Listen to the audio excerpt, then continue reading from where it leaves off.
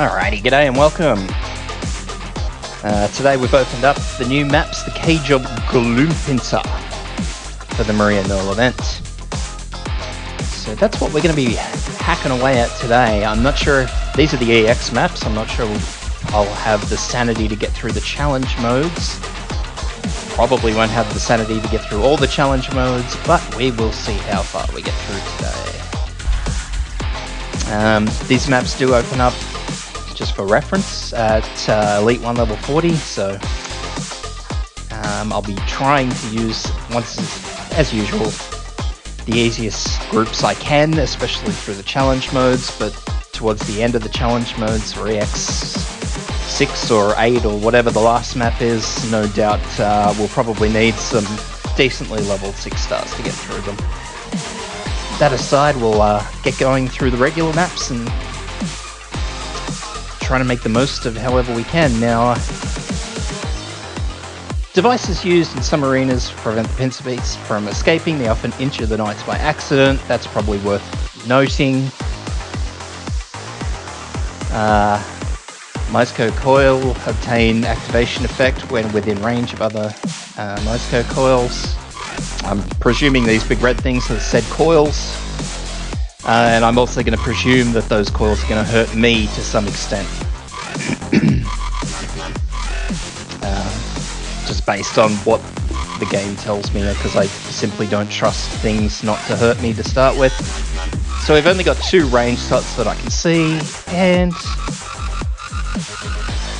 because of that, we're probably going to want to bring just one AoE healer as a start, just so we can utilize the other tile, the other range tile, for someone else, range DPS. That aside, as you can see, all the outside tiles are all unplaceable. So, without knowing how things wander around, we're just going to have to outright deploy straight away for that. So we'll just jump straight in, where we'll select as best we can for the little information that we have. So, as I said, we'll start off with a AoE medic. Let's see.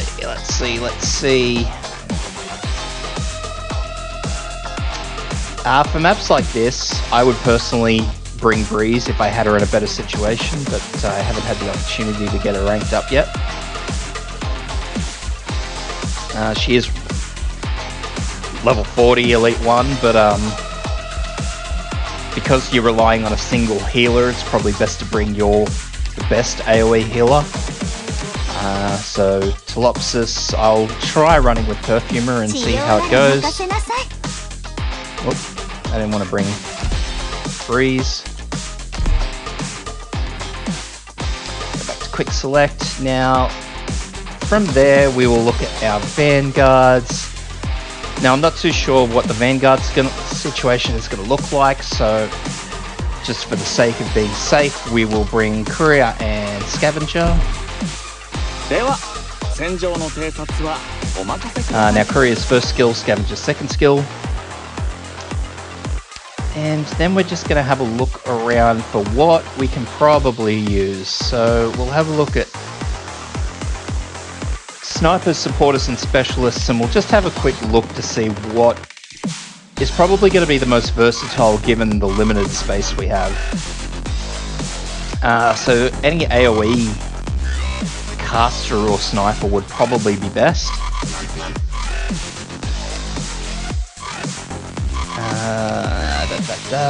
Let's see. So I'll bring Shirayuki just as a starting point. Actually, you know what? I might actually bring a sniper instead of Shirayuki. I'll bring a dedicated sniper because I suspect, probably wrongfully, but I suspect that we are actually going to have little flying things, and I'd rather be a bit more prepared than anything. I suppose I could also bring Firewatch or any of the long-range snipers, so Ambriel. I'm not sure who else is a long-range sniper. I don't think Asta is. Not Rosa, she's too specialized. I think Adriana is a long-range sniper too. She may be AoE though by the looks of that. But anyway. So, for the sake of that, I will just I'll bring Jessica. Fairly certain everybody has Jessica, so Jessica first skill. We'll bring some guards, so I'm going to use Kata with second skill. God. And Frostleaf with first skill. Now, as usual in a map like this, where you've got a lot of ground tiles but not a lot of range tiles, people like Midnight, Frostleaf, Lapland, Silver Ash, if you really want to, wherever he is there. The range guards are really, really good.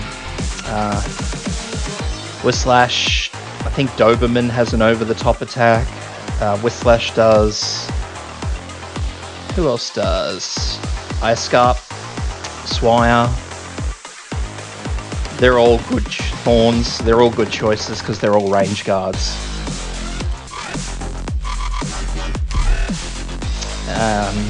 And with the limited tiles that we have, that's probably what you want.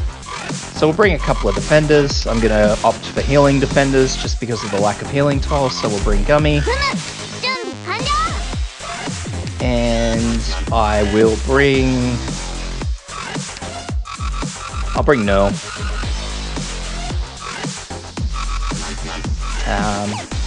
Basically because I don't have Spot leveled up all the way.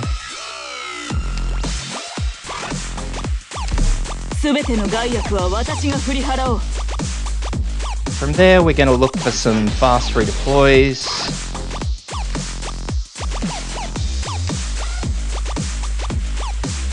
So I'm going to bring Utage with second skill. And Specialist. So we'll bring... I'm going to bring Red, you can bring Gravel. I just like Red because she has the deployment attack.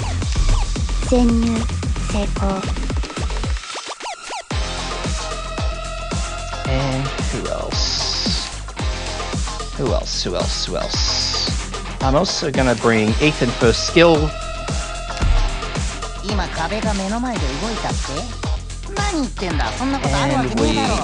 I'm just going to grab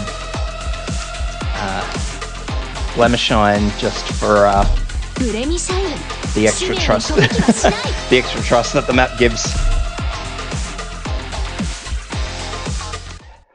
So because I don't know how or where everything's running around, because this is my absolute first time looking at this, we'll go in, we'll have a look, wing it as best as we can, and then learn from that.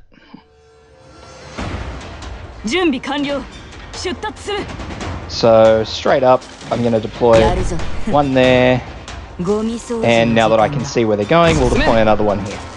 Those are where our Vanguard's going to be, because they're going to come through and go down. I think they actually cross over.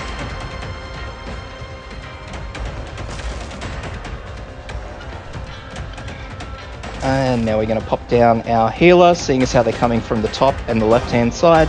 We'll pop down our healer here. And I'm going to put down my sniper facing the direction of that entry point. So as you can see, I'm already getting swamped. I know full well where they're coming from, so I'm just going to deploy Frostleaf there. And Frostleaf, I'm hoping, will actually pick that up. Yep, looks good so far. So you can see there's a big swarm, so you want high damage Vanguards, but because there's so many, you also want 2 block Vanguards. You don't want to bring in single block Vanguards. Because single block Vanguards, no matter how high the damage, are probably just going to get overwhelmed there, and you're just going to start leaking stuff left, right, and center. And it's just not going to be fun for anyone. So we're going to pop, well, I'm going to pop down Cutter here, facing up. Now Cutter does not have a ranged attack, so ideally you'd probably want another like Frostleaf, who has this who's a range guard, so they can help with the vanguard.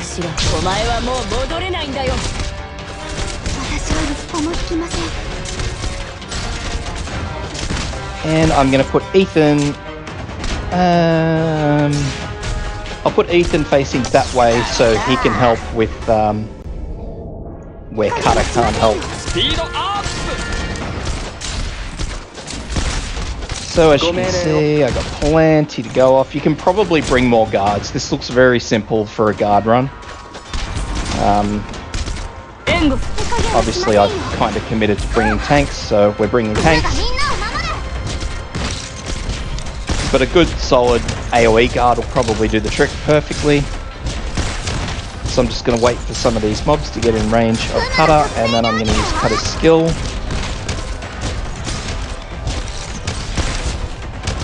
Okay, there we go. Cutter's skill, clean up some of those. Now I'm going to assume that these ranged guards are just going to walk straight around and straight through into that exit point instead of doing several circles. I'm about to find out.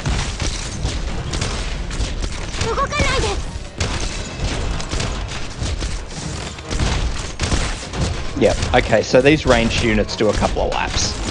But I've let something sneak through, so that's no good.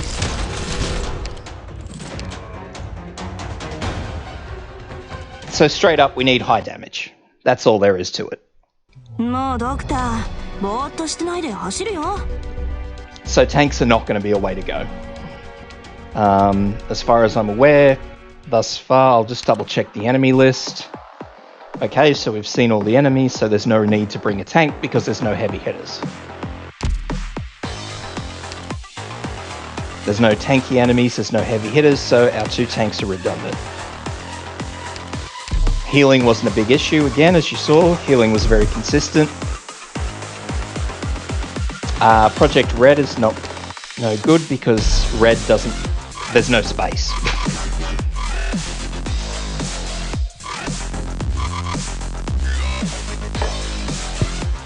So from there, we're just going to have to rearrange a few things. Healing is fine. Jessica was fine.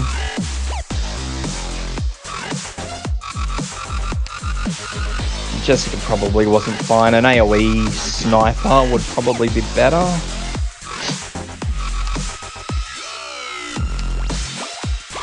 Help if I filter for snipers.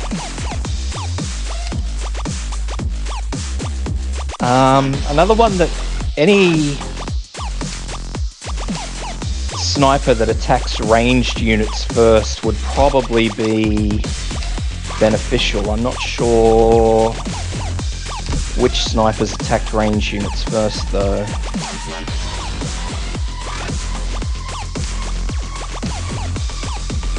A lot of them attack aerial units first. Lowest defense. I'll just check. Defense B, D, C, C. Okay, so these guys do have the lowest defense, these archers. So that being said,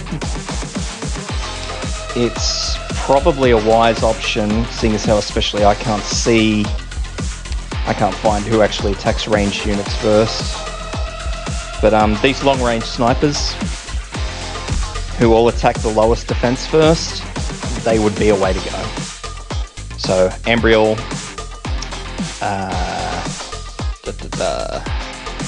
who did I just click on? I've lost her. The squid girl, where is she? Unless I select, I don't know. I've lost her. I've lost my squid girl. Oh, there she is. Andriana, Ambriel, or Firewatch. I'm going to bring Firewatch just because of this bomb ability, which is going to be really, really beneficial for the amount of units that come through. And we need AoE guards. So let's have a quick look at who we can bring for AoE guards. Actually don't have a lot of AoE guards.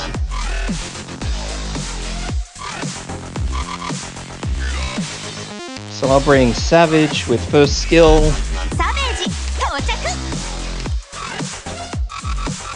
And what else can I bring? You could try your luck with Popka. I don't know if she'd be able to keep up, but you could try.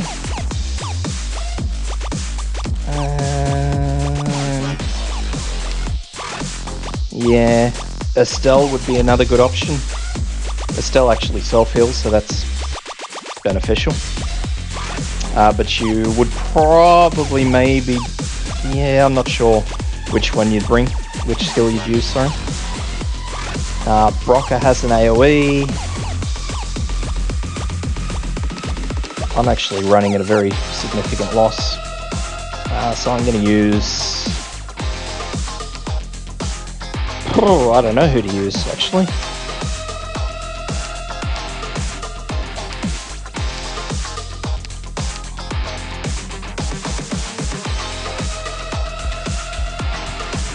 I would probably... I'll try using Bybeak. I'm not sure if she'll work as well as I think she will.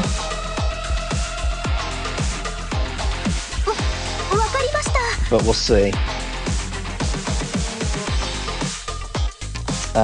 Mainly because I haven't really been... Stupidly, I might add now. I haven't really been working on my AoE guards, so... I was meaning to do Broca, but clearly that didn't work out. Spectre would be another good one. Actually, Spectre would probably be very good for this. I know I give her a hard time because I actually think she's overrated, but using Spectre here would probably do quite a lot of good, mainly because she won't die. So once again, we'll just quickly, I can get my Vanguard's down a hell of a lot quicker this time, because I actually know what's going on.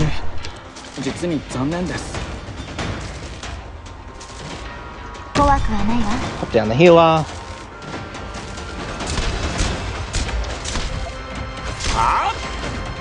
Skill. Guard. Ethan. And then from there, I'm going to deploy Firewatch when I get some more deployment points.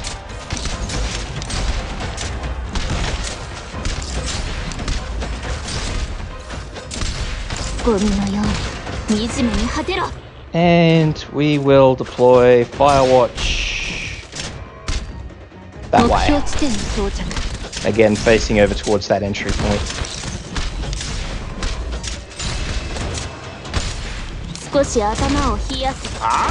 Alrighty, now I'm just waiting for this to get cleared up a little bit. And for some more deployment points.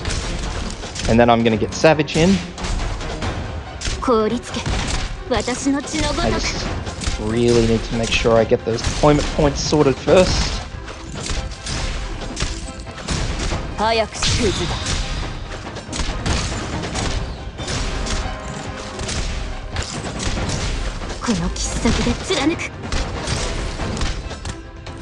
I'll pop Cutter in there again.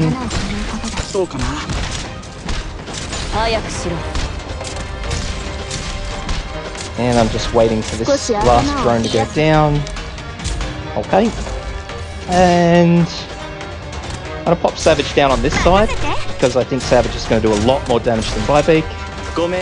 And we'll deploy Bybeak in here.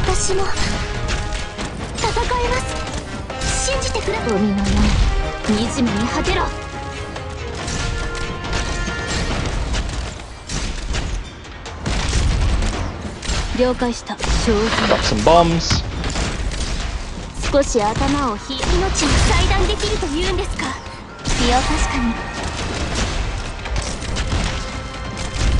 So as you can see, this side is leaking again. I'm hoping that I can keep it from leaking too much, because it looks fine because Savage's side is actually holding, so that's okay.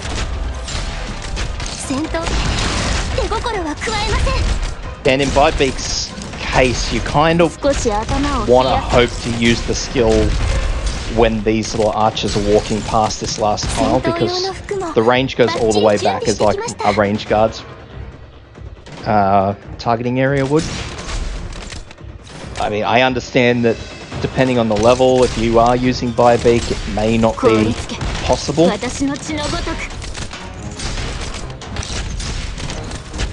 Because you're just basically going to be using stuff as best you can.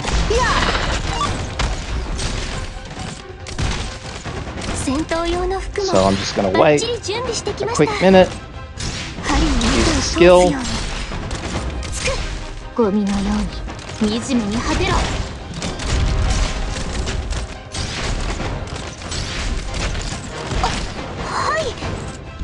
Let's see if I can wait. Just, yep. There you go.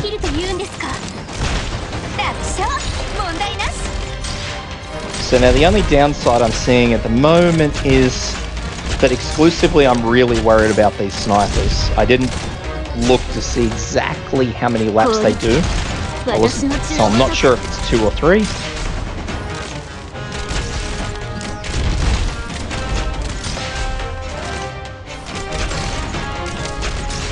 So I don't really know how well I'm actually doing. So that's the last of the ground unit, so I don't need to worry about anything else there. And it doesn't matter anyway, because it looks like Firewatch is just going to pick them off. So if you are using a long-range sniper, odds are by this time your long-range sniper will have the damage, because as you can see, Firewatch is probably killing them in 4 shots. That one's fairly healthy, so we'll just keep an eye on that. Say 1, 2.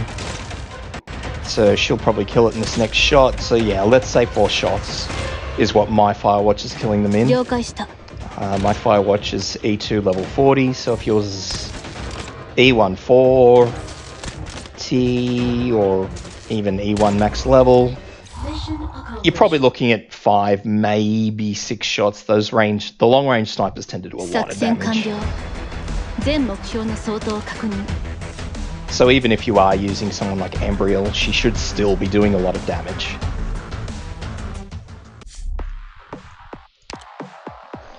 Okay. Some devices lower the temperature to avoid heat stroke. We have bushes, and we have Originum ice crystals, which... I was thinking the bush was going to be in a good spot. Yeah, was I wrong? Okay, so these are the ice crystals, as you'll remember from the Frost Nova maps with the Yetis. This is actually a carbon copy map. I believe this is one that comes up quite frequently. The only difference is it's got a bush in the middle of it. And these are usually damaging towers, but that's okay. The only problem is that they don't damage... Yeah, they only affect allies, so they don't affect enemies. So what we're going to have to do is we're just going to have to look around and say, okay, so these frost towers freeze the 8 around them, plus 1 on each side. So guards are going to have to be put in, or defenders rather, are going to have to be put in that tile there, and that tile there. Outside of that, range guards can be put, ranged and snipers can be put anywhere except these tiles here, because they will freeze. Yeah, those are the only unsafe tiles. So healers will be safe for the most part. We can put tanks in a safe spot. The only issue that we're going to have is getting stuff down, because we have a big array of enemies. So we'll trash the bulk of this team, and we'll start from scratch. So we'll start with our typical vanguards. I'm going to start with my usual vanguards. I use Zimmer, and I typically use Scavenger as the second. We'll go with our normal defenders that I've been using, so we'll go with Gummy, and I'll probably go with the Liscam for this one. Now we need 2 normal medics. So for this one, I'll just go with Mur and Gavial, just to see if I can get away with those 2. And now we're going to need some nice snipers. So we'll go with a couple of AoE snipers. Shirayuki, and I'll also grab Meteorite. And now I'm going to grab some casters. So just the typical casters. Haze. Haze second skill sounds good. And we'll take Armia. I use second skill, you can use whatever you like. Probably not third skill, because that'll stitch you up. Outside of that, I don't think we're going to need much else. The only real problem I'll have is if something decides to throw a curveball at me, really. So I'll bring Ethan just in case, and Blemishine once again for the extra thrust. So I'll start with this, see how we go. As usual, it's just dipping the toes in the water this first time, and yeah, cross the bridge afterwards once we see what's actually on the other side.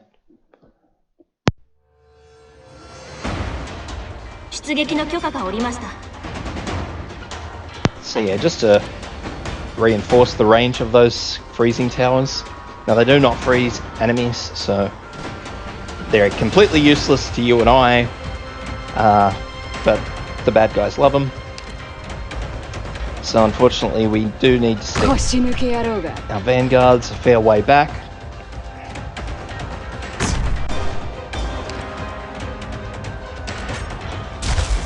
So as you can see, we have the heavier units coming out of the bottom,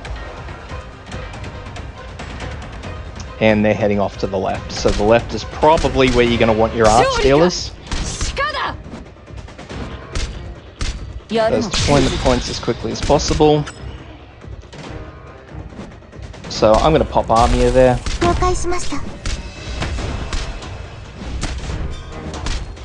And on this side, I'm just going to stick Shirayuki, because I've got Armia on the other side, and Shirayuki can do a little bit of arts damage using a second skill. So it helps to have her there, just in case we do need arts damage here immediately. I'll pop Gavial here. And here's one of these little supply pod things, which I don't think I'm probably going to get by the looks of it. So what I'll do is I'll pop Haze here so she can hopefully get that when she gets a chance. Shirayuki skill, because why not? And we've got a lot of units coming.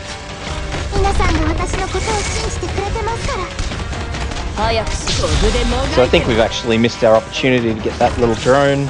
Oh, maybe one more tick. Yeah, there we go. Alrighty, so that worked. Might want to bring a regular sniper. I haven't brought a regular sniper. We'll see how we go though.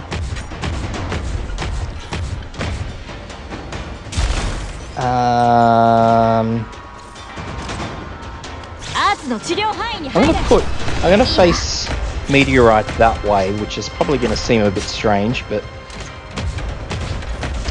I believe that may give Meteorite the best coverage, because I don't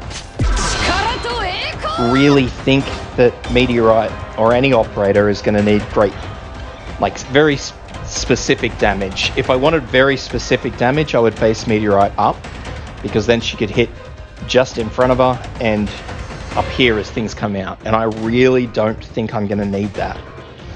I'd much rather have her facing down this way so she can hit all the way back to where Scavenger is, which is going to be really important, because when I swap Scavenger out, Scavenger is going to be replaced with one of my tanks. Given this heavier looking fellow, probably Liskarm, I need to sort of wait and see what comes out of the bottom before I make that decision. especially since I see snipers coming out of the bottom, so I'm probably going to want a sniper to tank those hits. So we'll pop Mer there.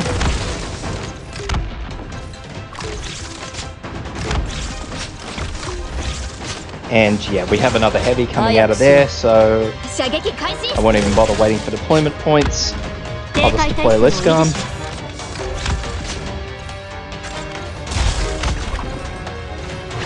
And I am going to wait for Zimmer's deployment points to swap her out.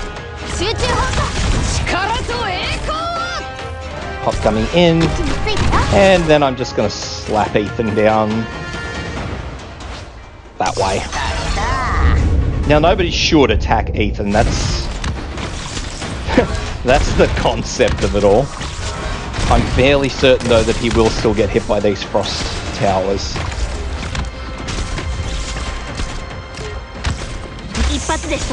So I'm fairly certain the frost towers... No, actually it doesn't appear that he is. So the frost towers do actually classify as ranged units, so they don't hit somebody that's placed in the grass. So that's good. Maria will kill that drone, which will increase attack speed all around. Let's use Haze's skill to start putting some extra damage on these heavy guys. And we will use Shirayuki's skill to start putting damage on these heavy drones. Because she does arts damage when using that skill, so... Nice and happily she'll be doing that. And that's done.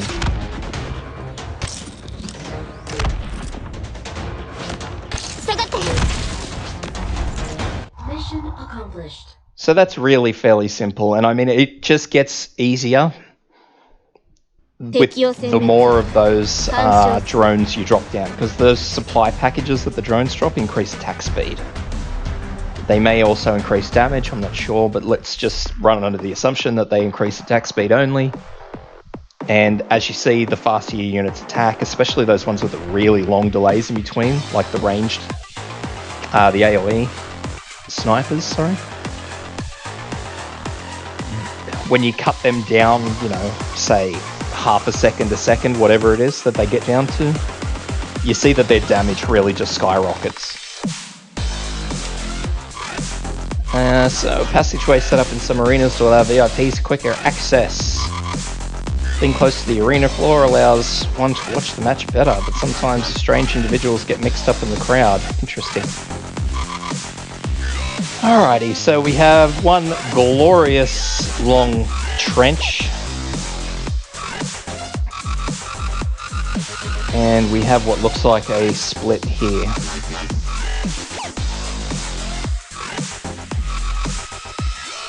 So that's going to be very interesting to try and get this done. We're probably going to want to slow it here.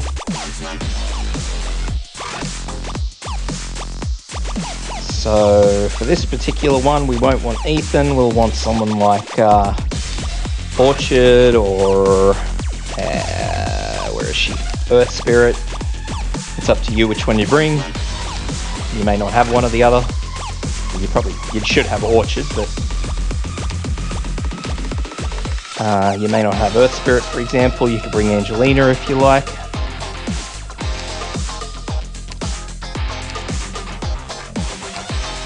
To be honest, until Earth Spirit hits E2, it's probably better to just bring Orchard, because the only difference is really a little bit of hit points and a little bit of damage. Orchard typically has a faster attack speed, so she's just more beneficial all around until you hit the E2. I'll leave the tanks the same, I'll leave the healers the same. I'll pretty much leave everything the same.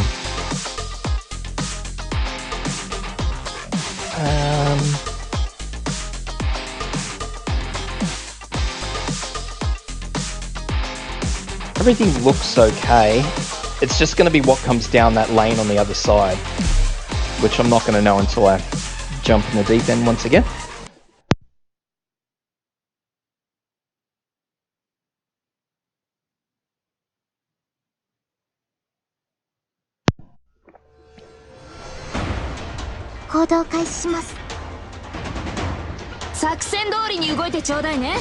Okay, so they pretty much swap over, so it's probably safe to say that their heavier stuff's going to be coming from here, so we'll put Zimmer here, and we'll put Scavenger right here. That allows Scavenger to have a full bonus. Okay, there's a flying unit. It has little zappy pods, I believe those are. The little zappers that we've been using. Now, I'm going to pop Orchard down here. Just in case something sneaks out before I'm remotely ready. And then I'm going to pop down one long-range sniper here.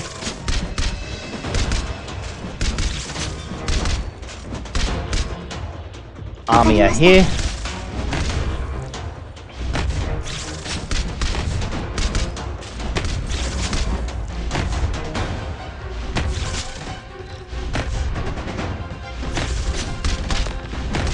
So yeah, we just have fast runners, so I'm probably going to need an actual sniper.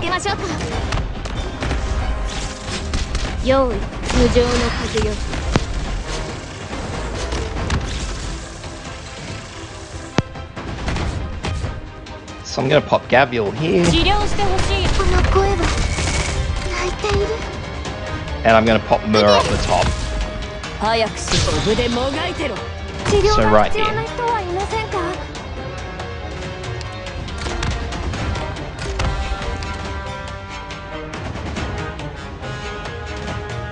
Now this is not a very ideal setup in any way, shape or form.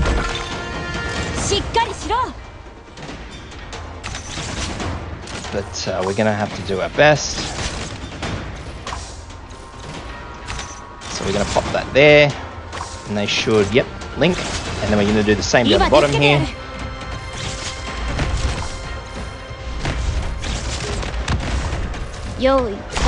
Use that skill, because we're getting a little bit of rush.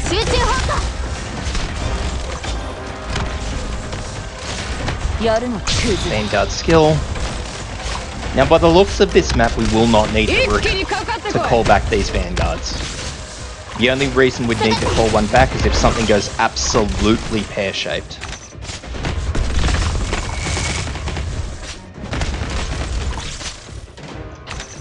So that's our second one set up. And now if we get another box, we'll set up another two here and here respectively. And that way we'll have a little double zap going on.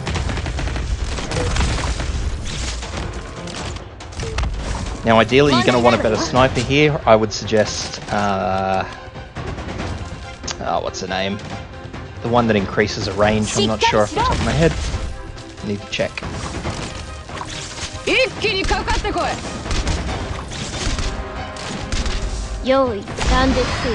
Use skill, so we've got bigger snipers coming out now. So Gavial's probably going to be in a bit of strife. I'm hoping that Mer can keep her alive. No.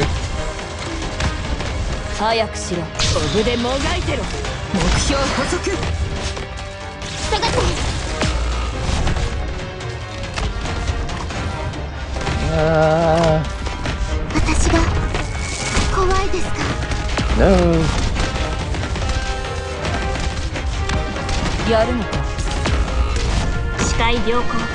Okay, so we've got these big snipers here who are obviously causing some amount of trouble.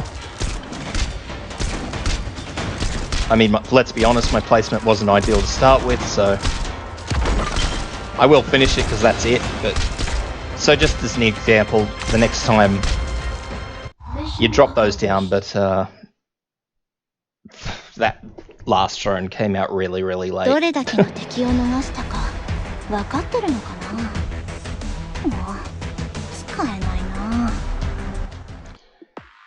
So we'll reconsider how we approach that. Whoop, that's the next map. Platinum. That's the sniper I was thinking of.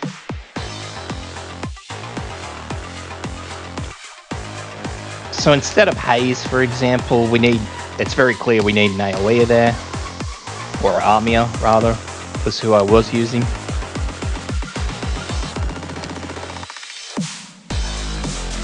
So let's just bring lava, first skill. I'll leave Orchard because, as I said, there's not really anyone better. You probably want a solid burst sniper. I suggested Platinum, but you probably want maybe someone a little better.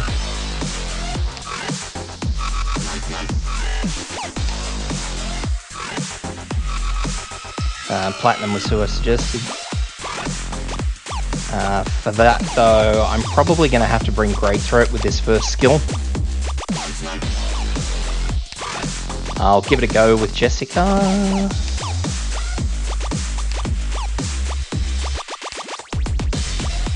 can find her.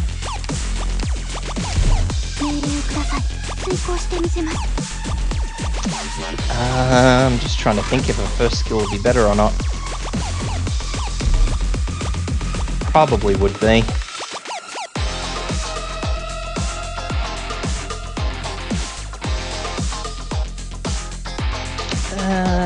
Who else? Instead of Shirayuki, it's probably going to be beneficial to bring someone else. Because as you saw, she got cut up quite quickly by those snipers. So I'm not going to bring Gummy, because I don't think Gummy's going to help me. But that said, I do need another 2-block guard.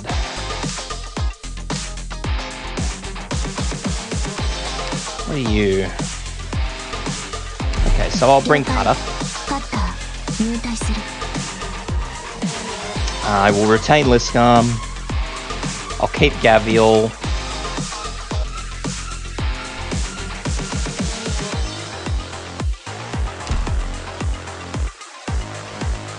Although I may move Gavial.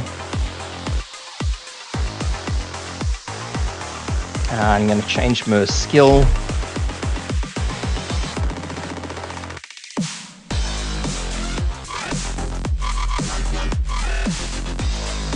I'll see how that works. I'm not sure if that's going to do exactly what I want, but we'll give it a go. Trial and error, it's what it's all about. So...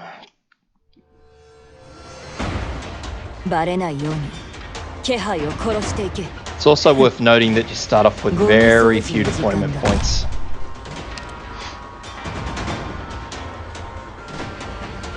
So we'll pop down our vanguards.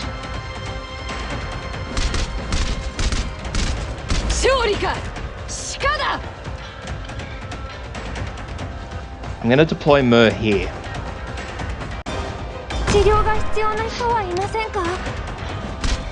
And we're going to deploy Jessica facing upwards here. Actually, yes. I probably should have moved her up one, but that's okay. I'll work around it. Lava here.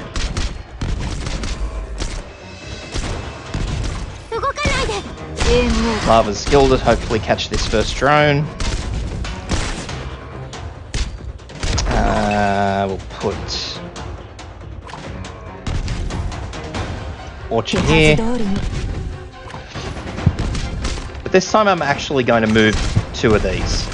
Just to give the assistance on these little guys, because very clearly I didn't do a good job of that.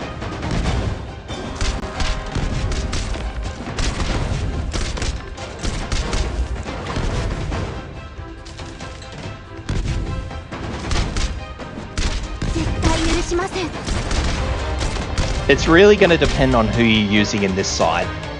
If you've got enough, if you're bringing 6 stars and you've got plenty, like if you're using Angelina for example, you can probably afford to Scrooge a bit on these energized pillars, or the coils, and place them how I had them last time, so I'll cross here. But because I'm trying to do it cheaply and I saw those the runners, it's going to be really, really hard for me to slow those down.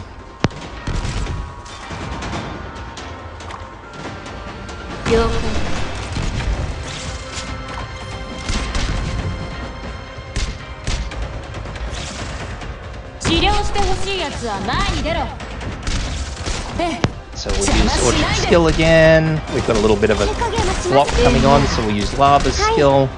And I'm just going to wait for these two lots of deployment point, or maybe just Zimmers, and then I'll start redeploying. So I'll start with Cutter. And squeeze those through. Things look okay, so we'll redeploy Bliskarm. Pop that down there, because this lane is going to come down to Cutter, so we want to slow this lane down as much as possible. So the next group's coming through. They're fine, they're only the basic ones.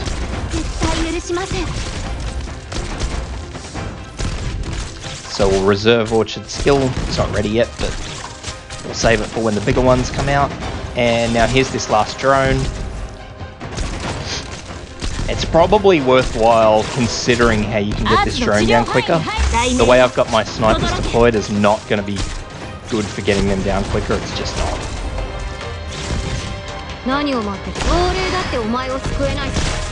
Use that skill, use that skill. We may need to use Mer's skill, but grab Orchard's skill to get these guys slowed down. Shiryuki skill. And I may have one sneak through. Jessica. Okay, got it. There's not much point in me deploying these two down here, because they're not going to catch anything. And we'll just use Cutter's skill to get them down quicker.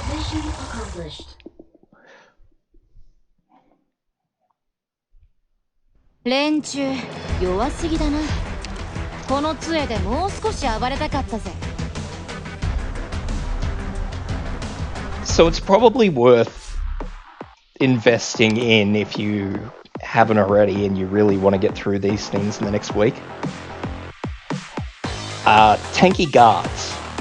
Just look for tanky guards and you'll be right. Like if I pop Silver Ash in any of these, it'll be simple because you can just use the swing to win.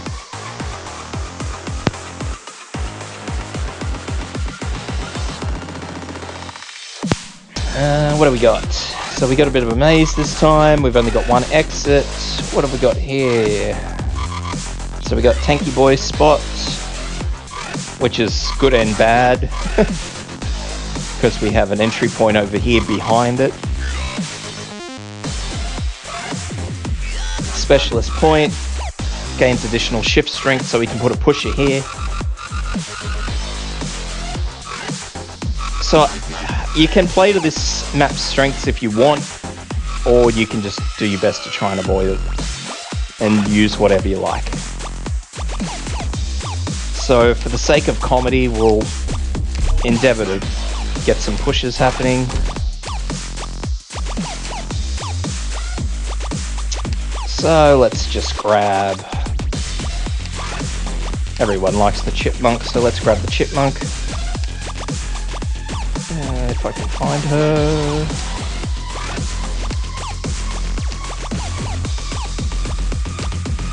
I'll use the second skill because I'm not sure what's coming out.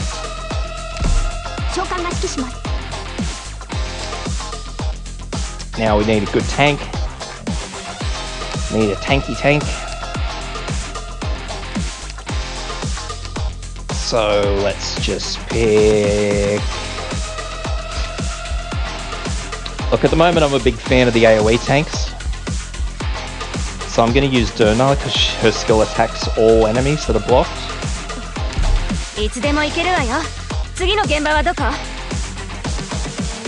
And we'll need some medics.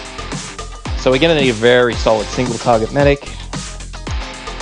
Typically, as you've seen, I've been bringing Mur and Gavial. I'm probably going to avoid it for this. I'll bring Silence because I would like to use her drone. And I will bring... Have a look at the map before I commit to anything.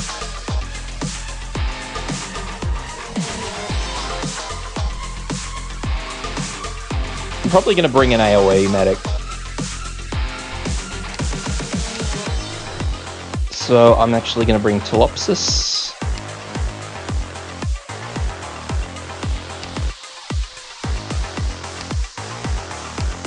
I'll use this skill, second skill, because I find it to be extremely reliable.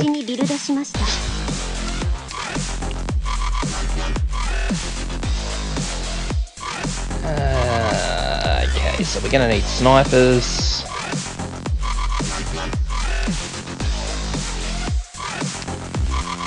Check the map again.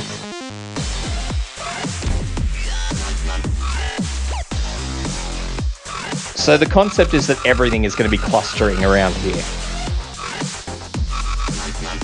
So we're going to absolutely need some big hitters.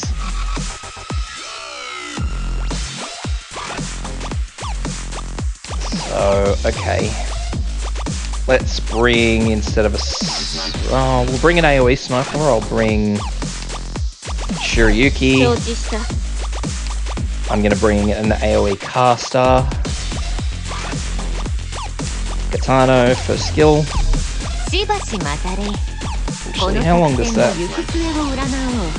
13 seconds. No, I'll keep it the first skill. I'm going to bring a regular sniper.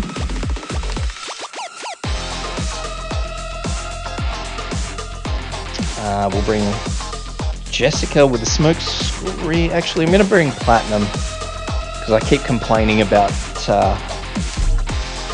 range. No, I'll bring Jessica just because 4-star. Jessica first skill because we're using it as a drone sniper.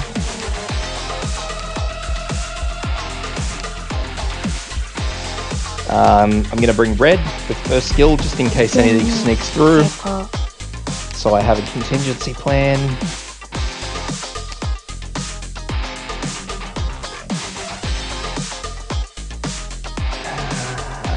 I need to check the map again for those last four.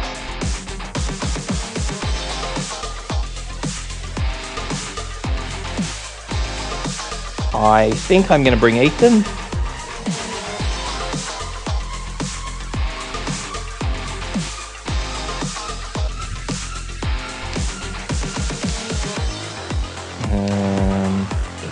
Ethan. First skill as usual. I've got Vanguards yet. No Vanguards. Whoop. So we'll bring our typical Vanguards. Actually, I won't bring typical Vanguards today. I'm going to bring Zimmer. And Vigna. Actually, I'm not even going to bring Vigna. I'm going to bring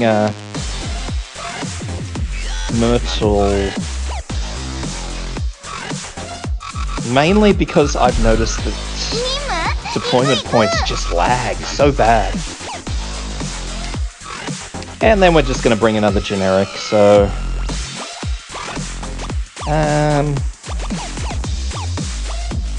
another sniper, I suppose I could bring Haze. I'll bring Armia, just in case I need a little bit more firepower.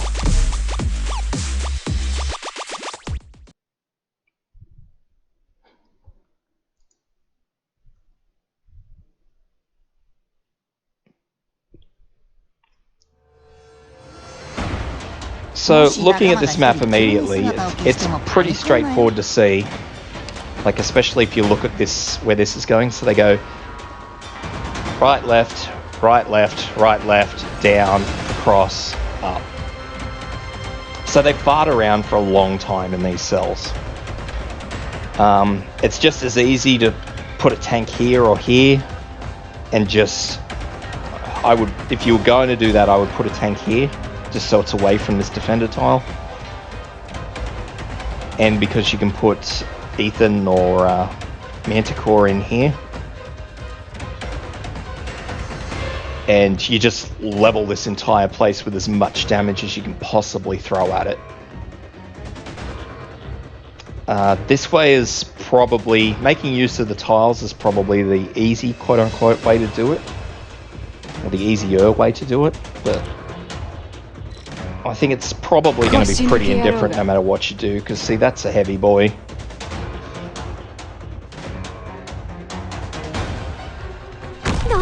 So we'll do this. This fellow's in no rush, as you can see.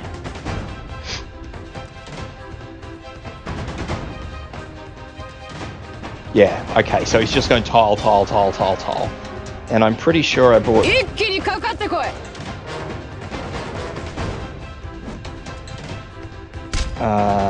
second skill, I think, I hope.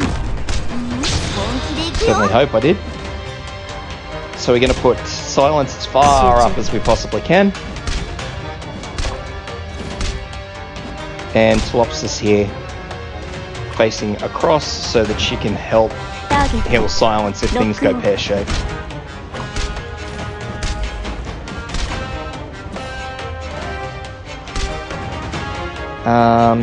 Oh, I don't want Jessica there, I want there. Jessica there, facing down. Yep.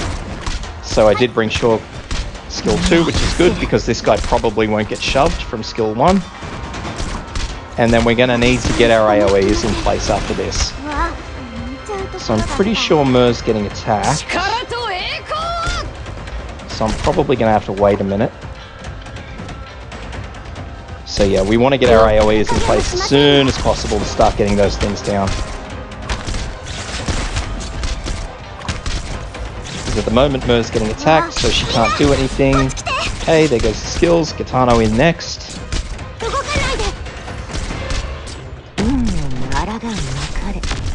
As you can see, we have a drone here. So I probably should have put Jessica facing across, because they go from left to right. So that's, you know, it's whatever. It may come back. I don't actually know what it's doing at the moment. Oops. Missed him. So I want to keep this Vanguard alive as long as humanly possible.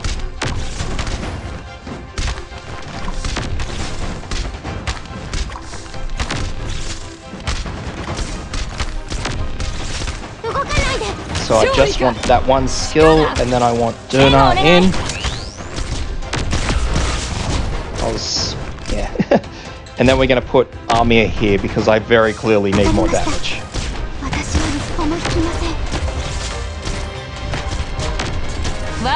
Katana's skill. Get a drone in behind Durna to keep her alive. Obviously, if your tank here is a bit squishy like my Durna is, and you don't have someone like Silence, you would move this healer down. So you'd move the healer down so they can assist your tank, and then instead of Armia facing across, you'd have Armia facing down, or your caster facing down. So they can attack all the way around this little range here.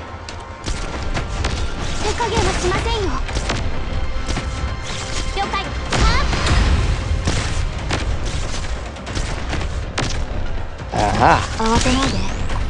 So as you can see, Shaw didn't shunt as well as I'd hoped, which is a bit of a problem, because they're just going to waltz on through, so we're going to call that back. Now you may actually have to wait until they get all the way forward, which is, it's not great, because that really narrows down what you're capable of doing. As you saw, there were 2 here at that time, so you're going to be super squeezed to be knocking them across. So I'm going to do the same thing. I'm not going to swap out what I was doing. The only thing I would consider is swapping Durna for someone a little bit more resilient, because Durna's skill is great, but very clearly she was being overwhelmed. If you have Blaze, put her there, because honestly Blaze will sit there happily on a defender tile and be a tank. If you don't have Blaze, then you're going to have someone... You can use anyone, really. It doesn't matter. Any tank will work. That's just a matter of if they can tank the hits. That's all it is.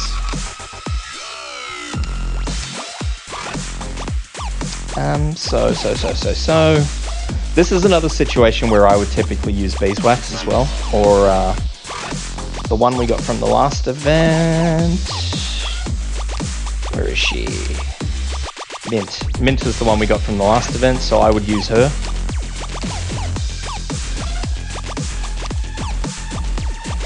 But for the sake of it, we're going to have a quick look.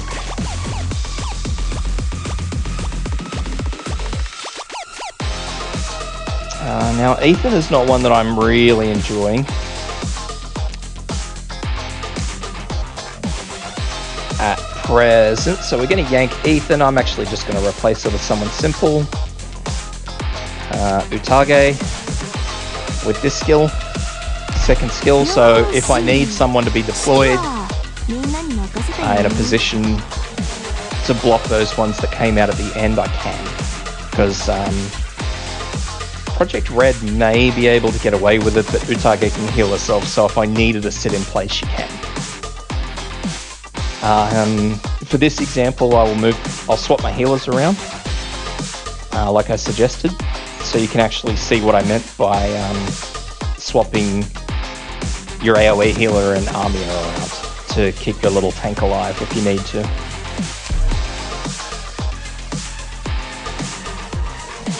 Using Duranar as an example, that probably slides across to most of the 4-stars. As most of the 4-stars, while they are good tanks, they do tend to be a little squishy because they're a little too specialized in what they do. So we'll very quickly get stuff down. I probably should have deployed Myrtle first, just because there's no rush to get Zimmer on that tile. That's okay though. So once again, we probably want to just look at how we're deploying stuff. So we'll pop Jessica facing this way this time, so she can attack the drones the whole way across. I'm going to have to put Shaw down.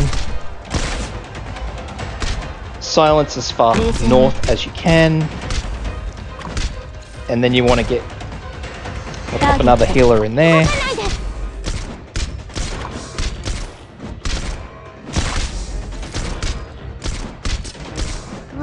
Quickly use that skill. And then, so Armia can attack all those 4 tiles, but we're not popping Armia in just yet because we need our AoEers.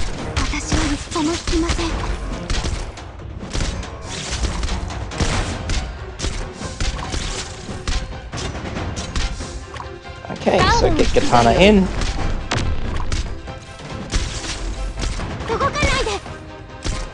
And Jessica's happily shooting at that. Hoping she gets down. She didn't. So good. That's alright though. So, right before it comes off the tile, shove it across. And I'm hoping that that will put it as far across as it needs to go. Okay, so it doesn't. So straight up, we have an issue, because I really couldn't leave that any further than I did.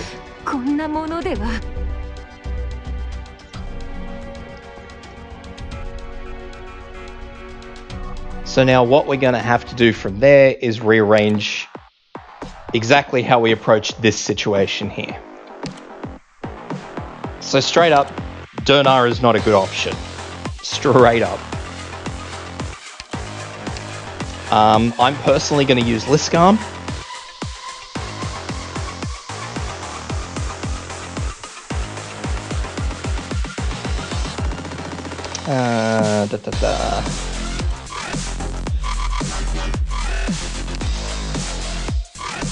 Yep, when I find her. Because of Liskarm's range. So I'm no longer considering putting the tank on that defender spot.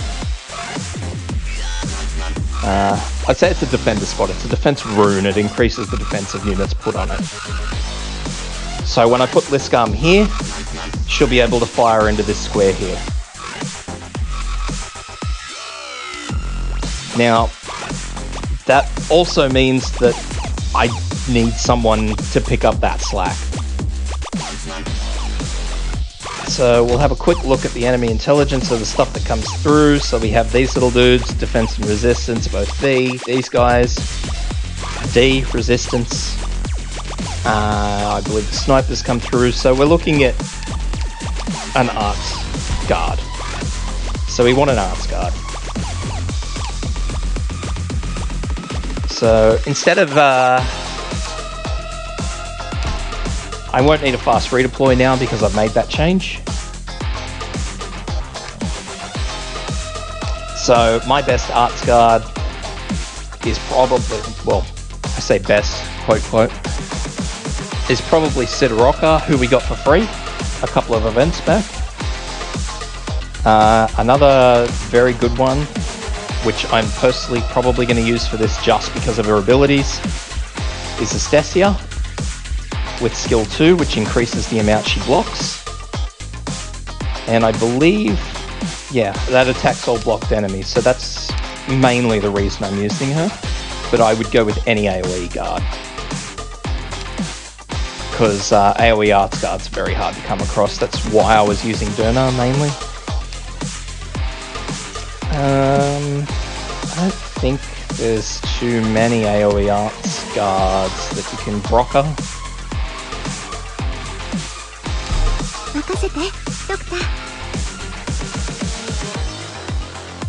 The rest of my group is going to stay the same. Consideration to Jessica. Jessica is not doing the damage I needed to anymore. Flat out. So I'm going to need to upgrade her to catch those drones. So just have a quick look. So I'm gonna swap it a Grey Throat with this skill. I don't know if there are any free solid ones. I think the male second skill is quite good. But with what I've got, you could probably use Media too. Media has a really good armor break, which she uses on aerial units, which is quite good, but she's not in a position where I'm comfortable using her, because let's be honest, Jessica E2 level 50 is not keeping up, so I'll use Grey Throat. I'm satisfied with Shiroyuki, mainly because of the arts damage. Gitano's fine, not having any dramas with that. I'm just thinking about Armia, she might be okay. We'll run with that and see how we go anyway.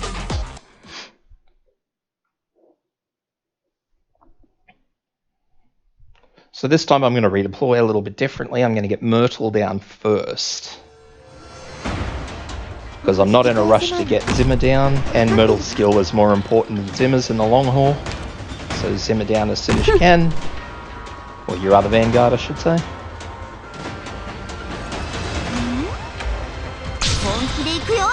Use that skill, and I'm actually going to deploy to Lopsis first this time. And I am going to deploy her on that lower tile because I'm using a guard here. So because I'm using a guard there who has less defense than a tank would, I'm going to need an extra healer because, as you saw, my tank previously was struggling. So from there, I really need to consider where Grey Throat's going to go, because if I put Grey Throat there, she's going to get hit. So I'm going to put Grey Throat here instead, because I'm fairly certain that the drones come along her bottom lane to attack.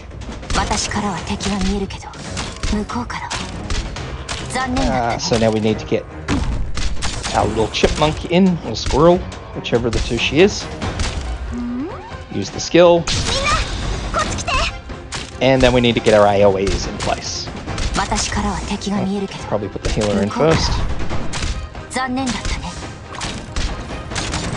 Now the big thing here is too, that because we're using a guard here, and we're going to be using a tank here to tank these guys, you are going to need your other healer here. Unless you, well, even if you're using a normal healer. Because they really need to be able to cover who's on this defensive tile. Because this healer is going to be healing the tank.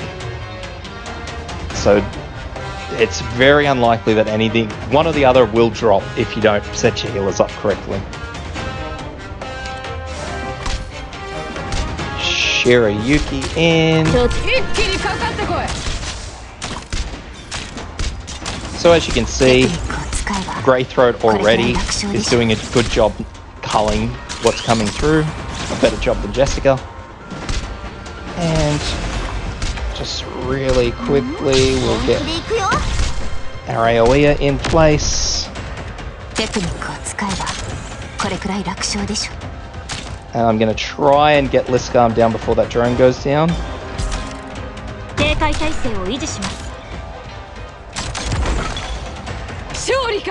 Well, what did I get? Portable supply station.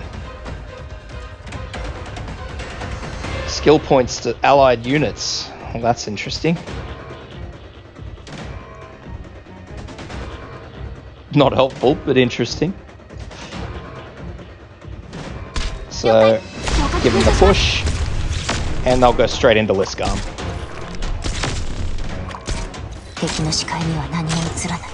So I'm just going to leave Zimmer there for now. So as you can see, Liskarm's getting hammered pretty badly. So it's probably going to actually be worth bringing another full-scale healer, because as you can see, I now need to use Telopsis' skill to keep Liskarm alive.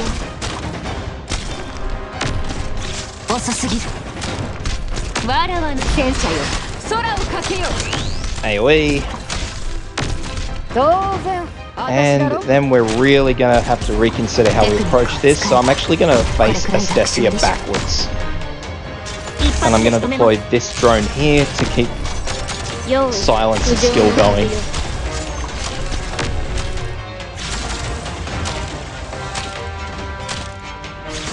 Now by facing Astesia backwards, that means she's going to be helping Liskarm. So as soon as this little fellow steps onto the tile, and you see Shaw start attacking, knock him back to Liskarm. And what we're going to do is we're going to wait for the second little guy to come in and use the Stesia's skill. And in a bit of twist of irony, I believe that that actually allows her to attack everything. So I've missed this drone, which I think is just one of the little zappy. Judging by the box on the bottom, I believe it's just a zapper, so it shouldn't be too bad an issue. I didn't hit that guy with Shaw, so probably not great. Because it means that Liskarm's going to be tanking that solo. And now I see a massive issue just up here. So once again, wait for these to come through to Astesia. Drop another drone to keep everyone alive, and as you can see, Astesia is just carving them up.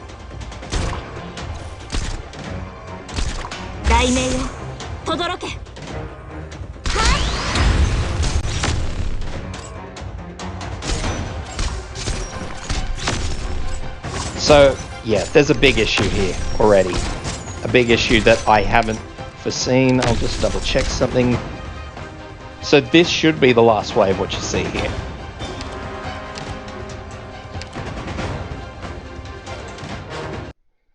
So now from there, we really need to consider how best approach the situation. So straight up, Shaw is not a good option. Sorry, Chipmunk, but that's just the way it is.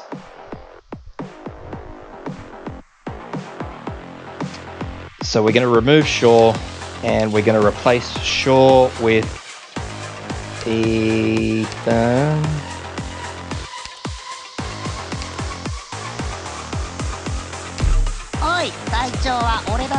Because Ethan's nice and cheap. Astesia did fine. We're going to leave Astesia in there. We're going to swap Telopsis for a regular healer. I'm going to bring Mer with second skill.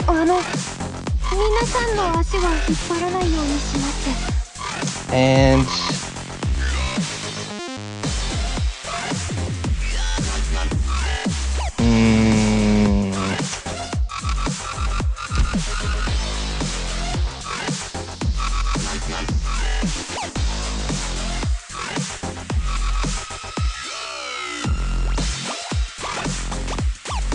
I'm going to replace... I just need to check weaknesses. So this is what we're after, high defense, low resistance. So we are going to need to replace where Katana is.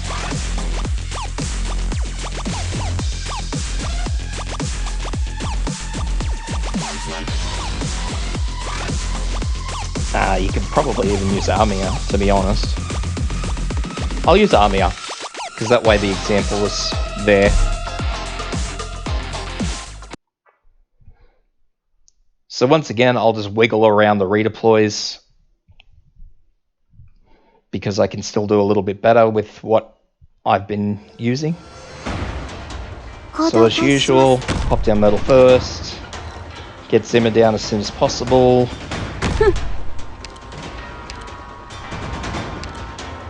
Myrtle skill.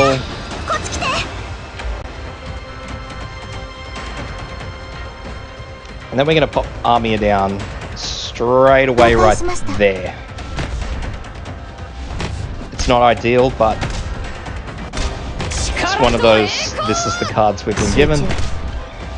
Silence. Myrtle. Sorry.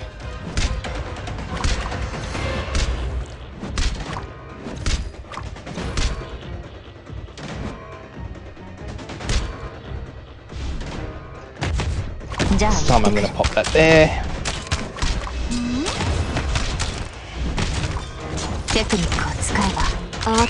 Which I probably shouldn't have done. Looking at it in hindsight. Going to pop Ethan here.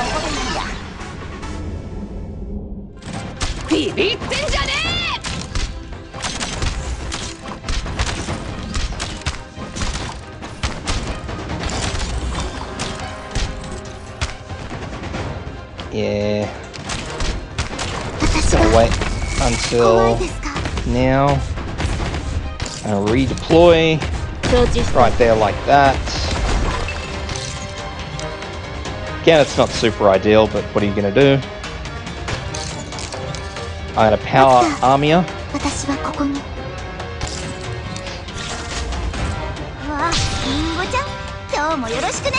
Katana facing down.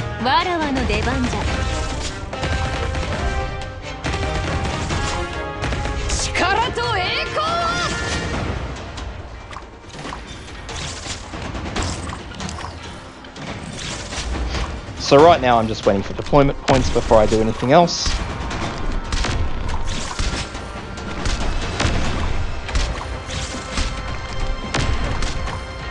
I was kind of hoping to have a little bit more in the way of deployment points by now.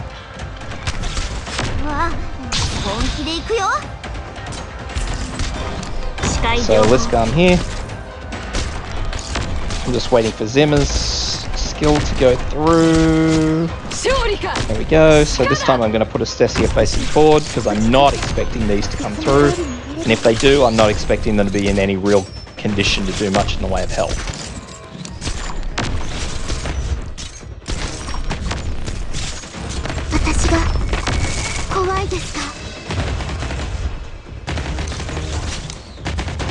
So we're going to use that skill.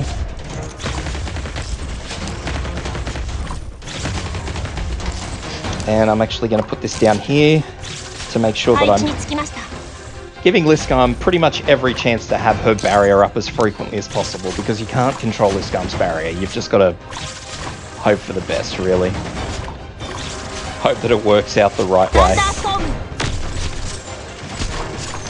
Again, because Shirayuki is going to be our primary source of damage on those guys coming in from the right, we're going to pop another booster here for Shirayuki. Estesia's skill, do as much damage to this group as you can. As you can see, she doesn't care about them. She just rips them apart.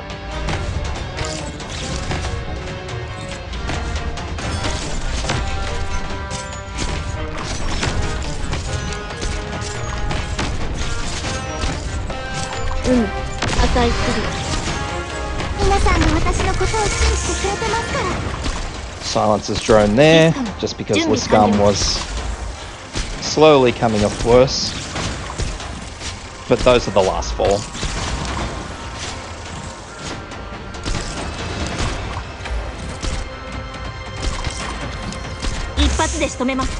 So as you can see, as soon as Liskarm's skill's done, that's it. She just sits there happily. So seeing as how those are the last ones, we'll return to Stasia, and I'll just deploy Otage to help get them down.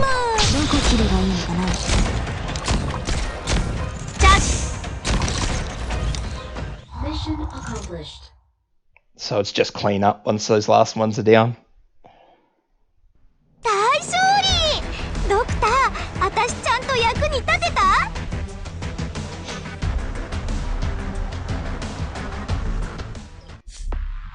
That's it, nice and easy for that one.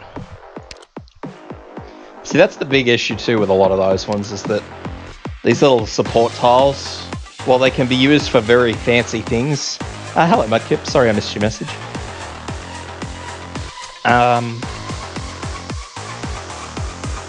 While those support tiles can be useful if you have like a really, really specific team, for most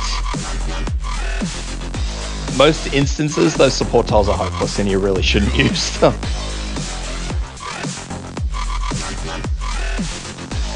So, let's see, we have gramophones, my favourite thing, not at all. So, what do we got? Everything gets funneled through to the middle there. So everything gets funneled into the middle. When stuff comes out of the stairways from these two sides, they funnel into the center two lanes and just trot up. Now, the big issue here is that we need as much as we can on these surrounding gramophones, otherwise we're going to have issues. And issues are not good.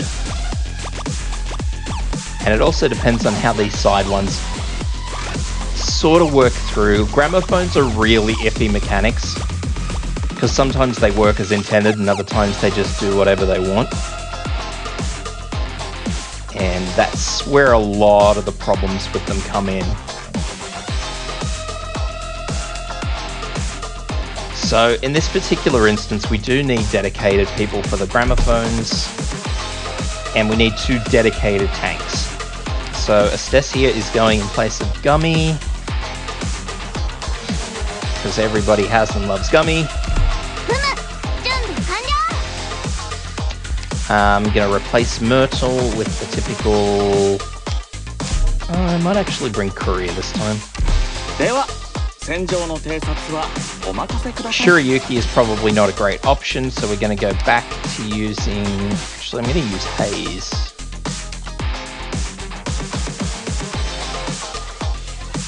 But in this particular instance, I'm not going to use her second skill, because I'm not too sure how well it's going to work. I'm going to bring my typical 2 healers, which is Warfarin and Silence.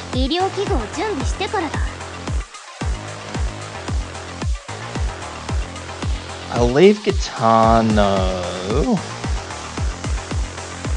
I don't need Otage. I'll bring Shirayuki.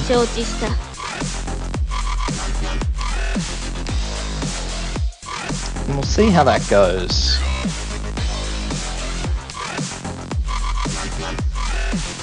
Because again, this is one of those really, really funny maps. I do need a fast redeploy, and I need them to be cheap, so we're just going to bring Gravel. Just need a nice, cheap, fast redeploy, and yeah, Gravel's in.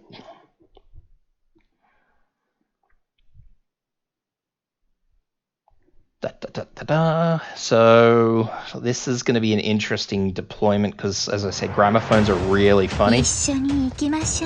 That's going to make it significantly worse,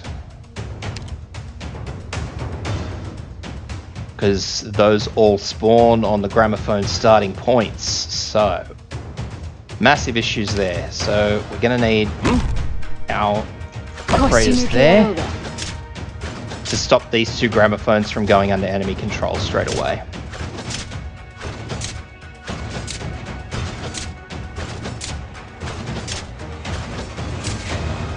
Now we're gonna need snipers facing up. Which I should have brought another sniper, but see how we go.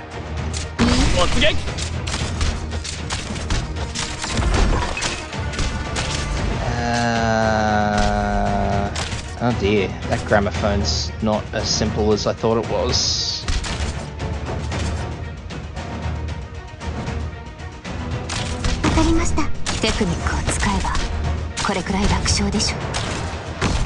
Okay, so I'm gonna need to reconsider this entire deployment, because that's not gonna work the way I wanted it to, and it's not gonna be as simple as I thought it was going to. Not even remotely.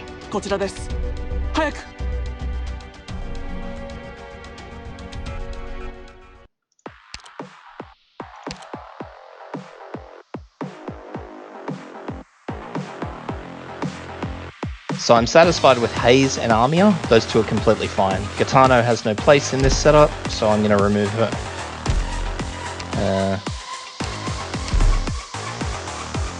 Bringing Warfarin is not going to be viable, but I do need to substitute her out for one of my special healers, who I don't actually like.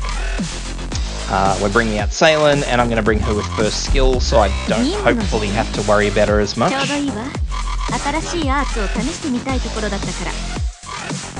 Shiryuki's fine. I'm going to keep Greythroat.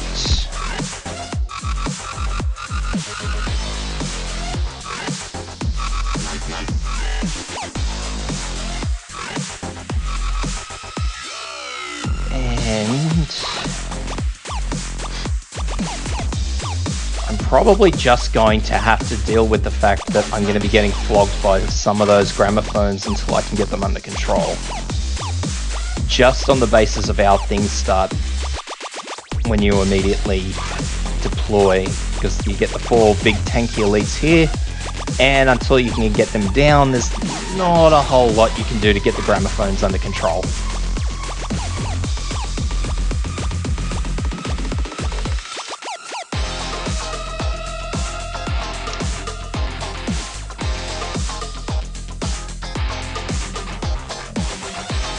So this is going to be a really, really weird deployment.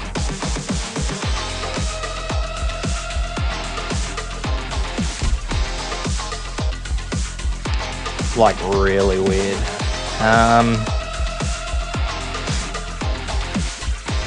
Ideally, I would say bring Moose, but I don't have Moose. So I'm probably going to have to substitute him for somebody I don't really want to bring because they cost too much. I'm going to bring Sidoroka with that skill because I think that's the only way I'm going to work it.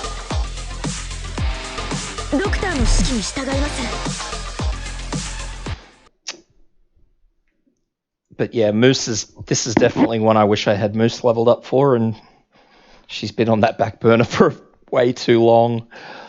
Way too long.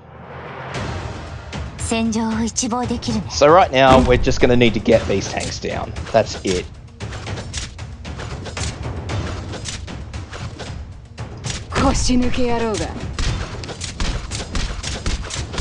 Now, am I doing any damage to them? No, I'm not. I know I'm not. That's just... it's part and parcel of how this is going to play out. So straight away, as soon as I can, I'm going to get Armia in. And as you can see, we have some mines, so I'm going to deploy these mines here. And I'm going to deploy another one under this one. But first I need to get Hayes down to help out here. And pop another mine under this fellow.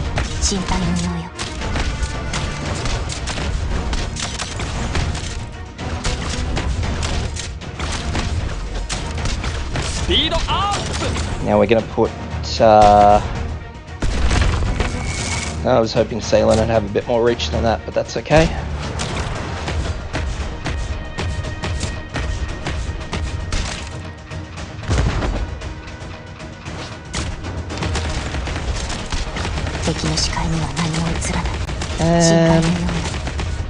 Okay, so the first one's down. So I'm just going to wait for those deployment points to come through.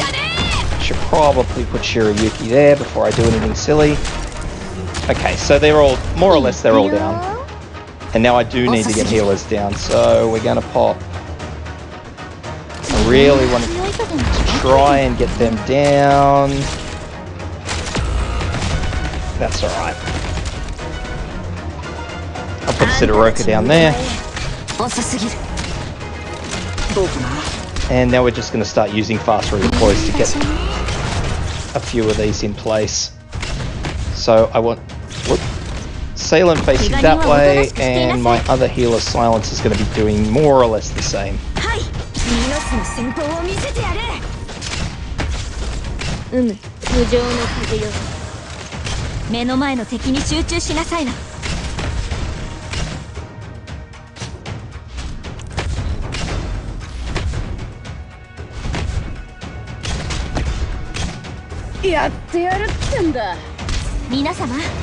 Right there, healer across, right here.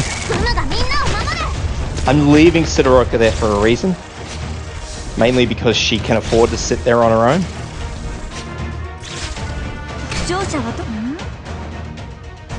And all of the units that I lost on this side, I was hoping to either have remained there.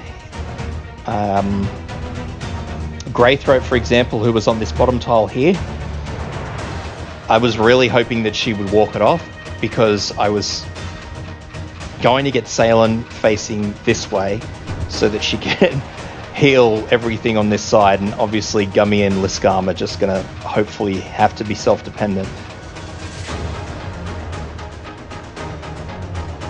for the most part, and Hayes is going to get redeployed up the top here.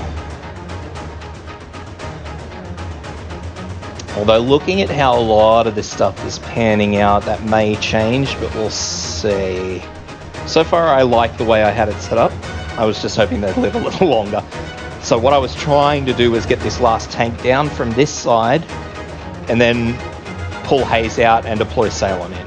But it didn't work that way.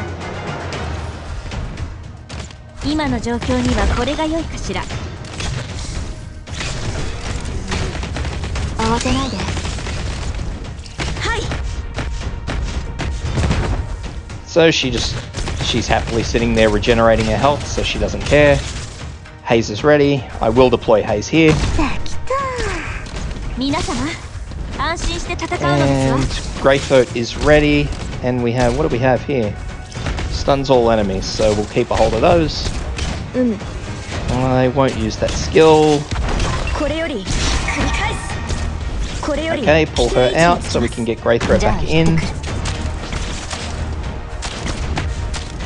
And I'm going to put a mine there. And just wait. I'll use that skill. So as you can see, the tanks are sitting there happily. The gramophone's not so happily. I'm not sure who just went down.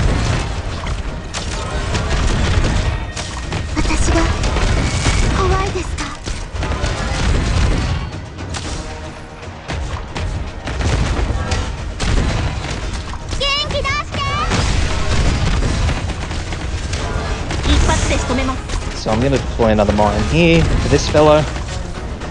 Oh, they actually swapped sides. I never even realised.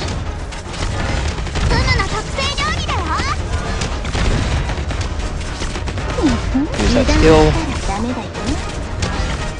The reason I've got Gravel sitting there is to activate that gramophone. That's it. That's the only reason. So we have one more wave after this, probably.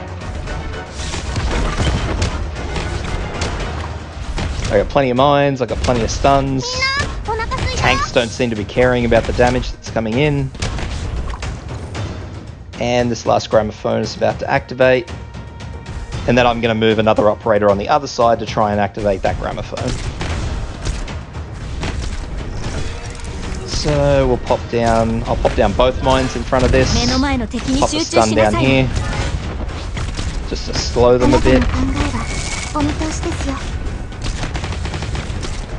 So that gramophone's now firing, so we'll pull her out, put another anyone in, doesn't matter who. Pop a drone down at the back just to keep people alive, because that's going to be a lot of incoming. Pop down a stun.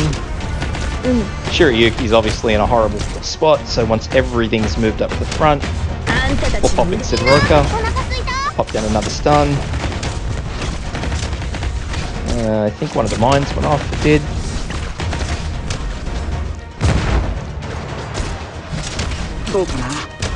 So everything's just sort of stuck in here. That last gramophone never activated, but that's alright. The second map of the event, which one was that Mudkip on the EX or the original? Mission accomplished.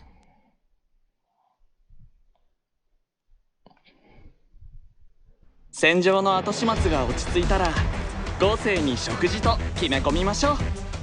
僕がおごりますよ。We talking this second map or the this one? MN2?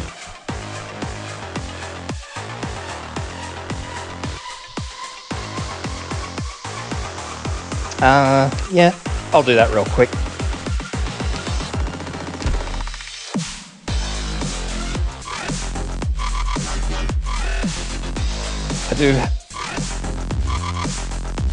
Yeah, no worries. Look, I do have another video up, but I'll do it real quick because I have plenty of practice tickets.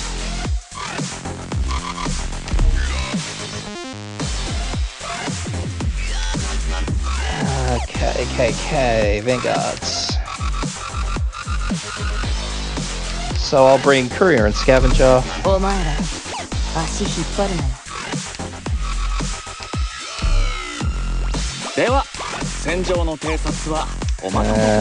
my medics, I'll just bring Gabriel and Mur.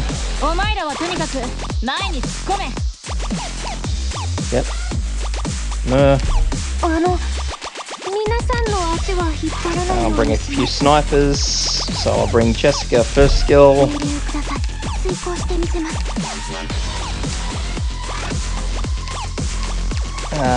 Let's bring an Akiel. Bring a couple of casters, so I'll use Hay, I'll use Steward. Steward, and I'll bring Amir as well.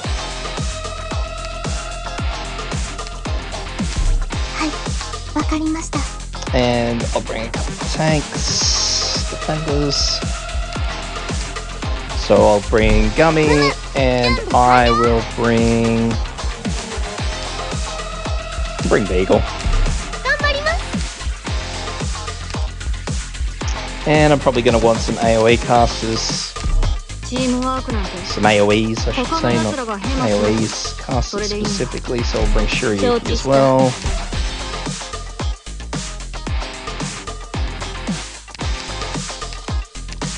So everything's weak to arcs, so you want to bring as much arcs damage as you can.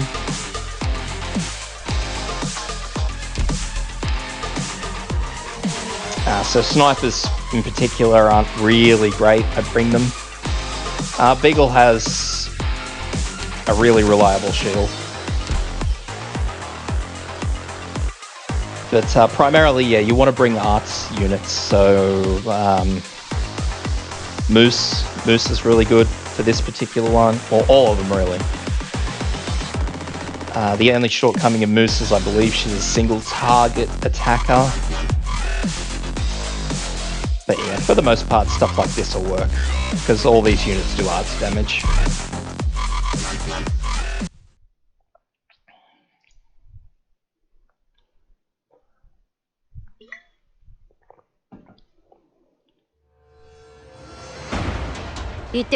So just take a minute to look at where stuff's coming from.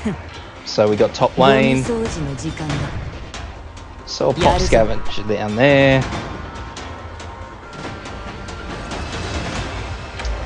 Because Courier has a higher defense, I'll pop him at the back here. 進め Fast forward until you can use some deployment points. 早くしろ早くしろお前にかける情けはない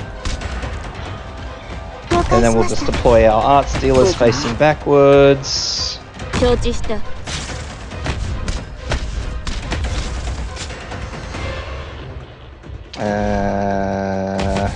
How am I going to do that? Yeah. OK Snipers facing that way. Sniper facing down. Now the reason I face that sniper Jessica down is because A, Arknights doesn't do a lot of damage, and B, as I said, this is really an arts battle, and Shirayuki being an AoE sniper, the odds of her letting more through are a lot higher than Army are letting anyone through. And also Jessica is still able to attack them when they all come down here and get blocked up. So that's the reason I've deployed them the way I have. 突撃 So then you just want to wait for your deployment points, 治療が絶対許しませんお前はもう戻れ deploy your healers, Shirayuki skill,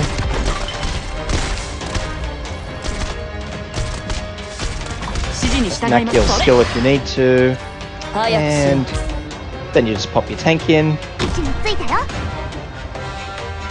突撃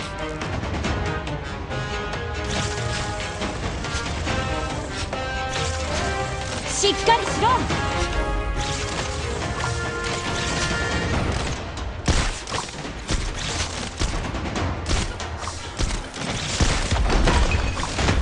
And from here, with these, it's just a healing アー fight. ツの治療範囲に入れ These snipers will plague you the entire event, and these are just healing encounters.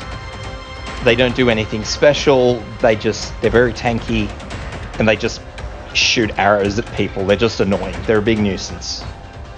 So really all you want to do is just make sure that you've got enough healing for them to get wherever your damage is. お薬です So obviously my damage doesn't come anywhere until they funnel through here. That's just the way it is. And from here, I'm also just going to pop 了解です喜んで pop Steward down here. He'll probably die, but he's more damage for the time he's there. 何や突撃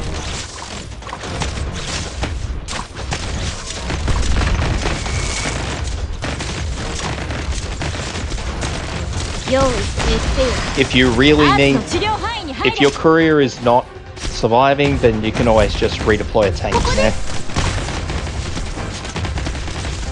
And the tank will sit there all day against one enemy.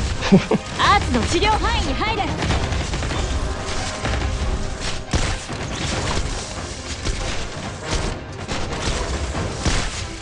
指示に従うグオン Use that skill to 今 finish 助 it off. けてやる Just deploy more DPS here if he's still there.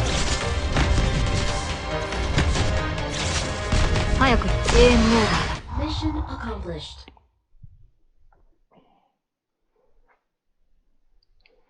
戦場の後始末が落ち着いたら豪勢に食事と決め込みましょう僕がおごりますよ It's really just a healing fight and making sure that all your damage is focused around this particular area.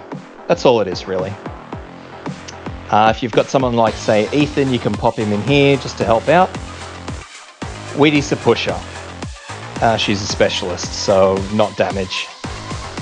She does have an AoE attack in E2, no E1.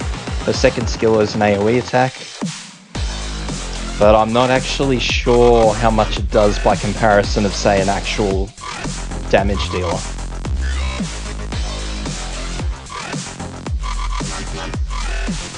If you were to use Wheaty in that particular capacity, you would probably put her behind your tank with skill 2, so she can fire over the tank.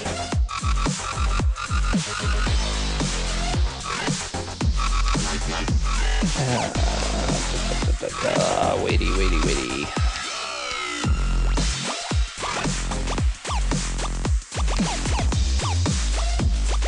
Yes, so you would put her behind the tank.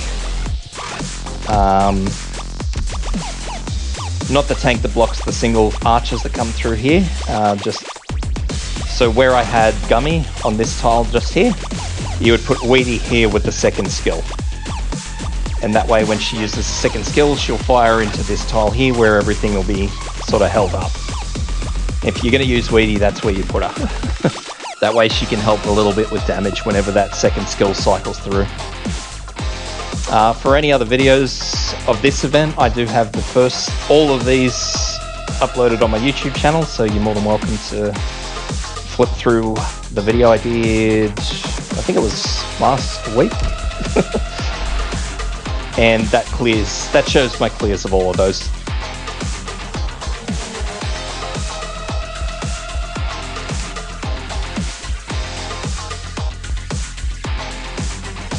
Alrighty, so bomb maze, interference mines, surrounding 4 tiles, that amplifies the damage that takes 15 seconds. Ugh. That's very yuck, and I don't like that.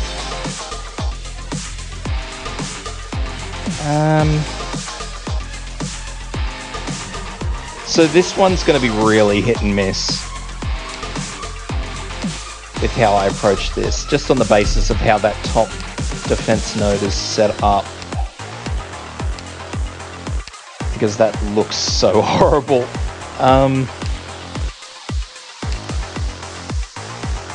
So we'll go with Zimmer and we'll go with Scavenger as usual for my starting duo.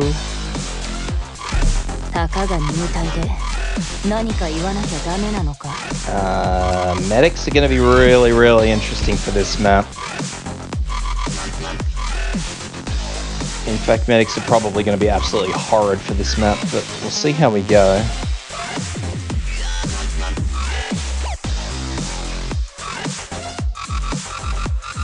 Because those deployment options are not okay.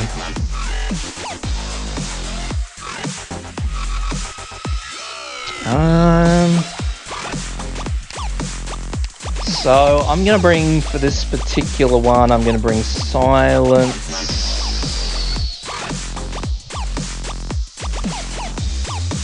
And I'm going to bring Telopsis.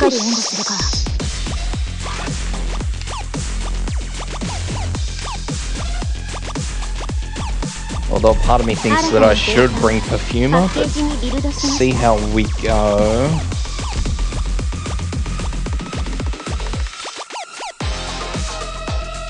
I'm inclined to bring Utage.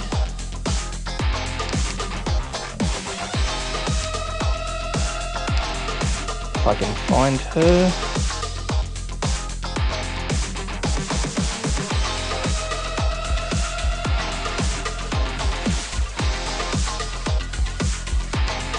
With her second skill.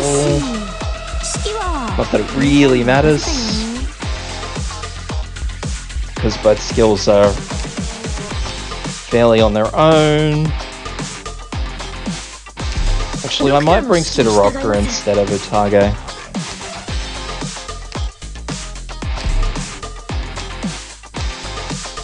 There's a very specific reason I'm doing that, because she can heal herself. So she is a lot like Utage in that particular manner, but I'm hoping that she'll be a little bit more versatile.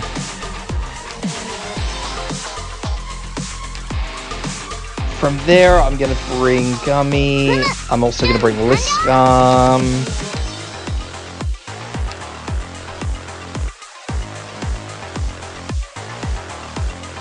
Actually, I'm going to bring Nearl, because I suspect healing's going to be an issue on this map.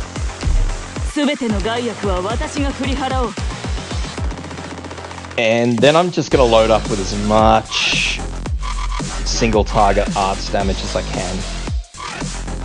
That's pretty much straight up how it is. I'm just going to load up with as much as I can.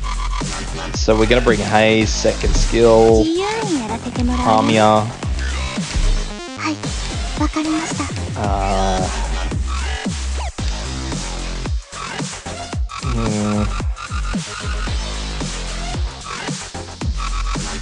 Don't know about that.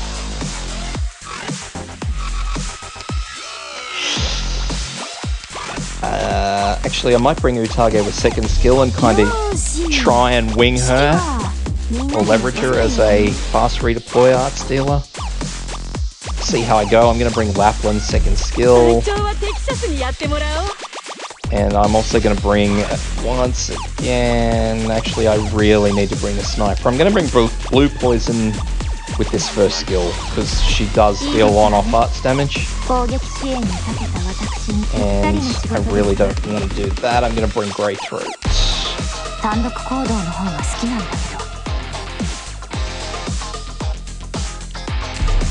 So now this map's going to really require a bit of tweaking for me because I can just see it's going to be chaotic to start with. To call it a bomb maze is particularly not okay.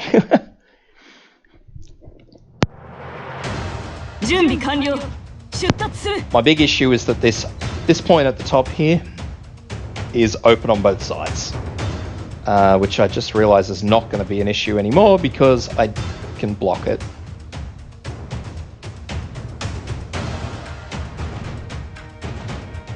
So since I have blocker tiles, that makes things a hell of a lot easier for a start. So we really just look around the map and go, okay, well, how can we cause this map to be as nasty as humanly possible for the enemy?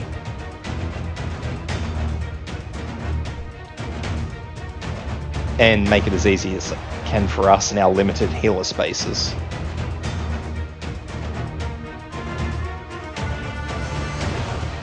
So essentially, I'll wait for a quick minute and we'll see where exactly they come from and to. Okay, so they go straight through there. So first block is going to have to be there, whether we like it or not. Second block is going to have to be there, whether we like it or not.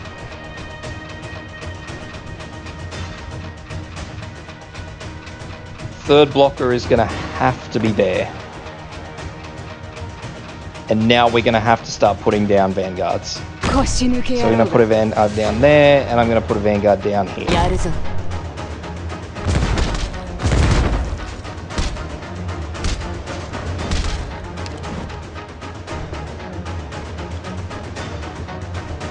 So now we're going to need another blocker here,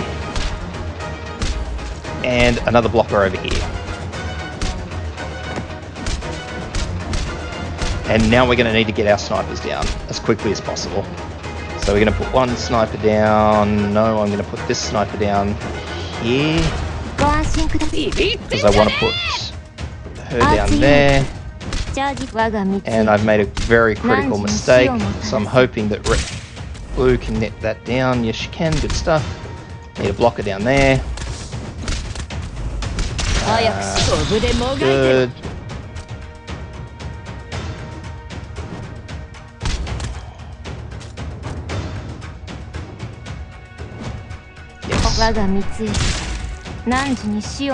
Not ideal, but that's how it worked out.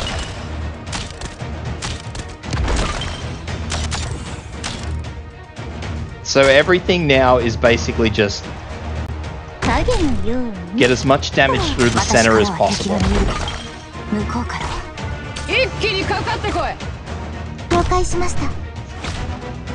So I don't really know if Haze is going to get that down before it runs off. That's okay. It doesn't matter.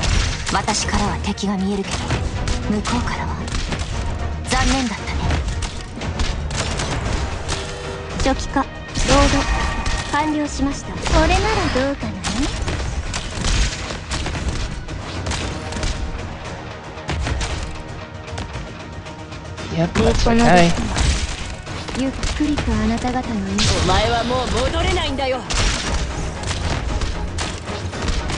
So now, as you can see, I really need to start working out what I'm going to do with my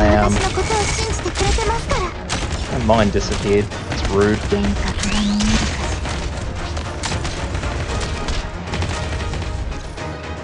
So this big fella here is really going to just piss in everybody's Wheaties, and we don't want that, so we'll get rid of her. And we're going to pop Cineroka here.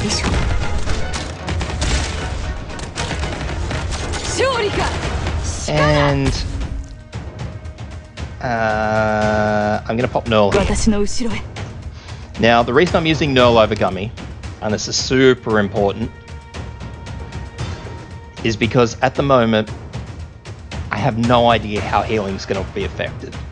Nearl increases the healing of everyone on the map once she's deployed. It's 10% off the top of my head. So that's the exact reason I'm not using Gummy at the moment. Now, if I find that Sidoroka cannot hold that position, I will deploy Gummy up there.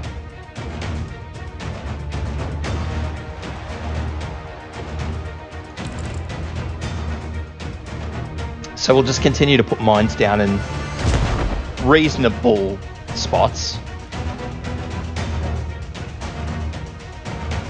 And we'll also just keep using skills as we really need them. So there's a heavy unit coming through, so we'll activate Haze.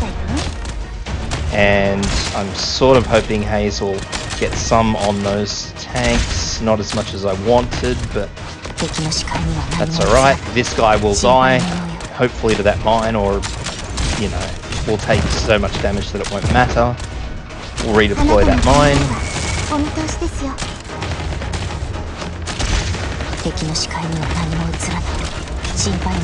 And now we'll wait until Sidoroka takes a hit. Okay, so she's not taking any damage. She's comfortably sitting there. And yeah, so one got through. So I need to redeploy the snipers a bit more constantly so they can shoot down those boxes.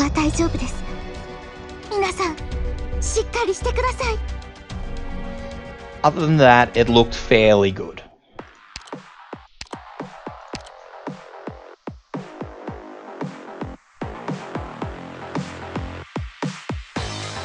So now we're going to take into consideration Sidoroka again. There will be a healer there. The only thing that got to her were those big tanky guys, so I do need arts. As far as I can tell, healing was fine, so we can scrap Nearl. And Sidoroka we can replace with our arts tank, so Durnar, Asbestos, any of those arts healing tanks.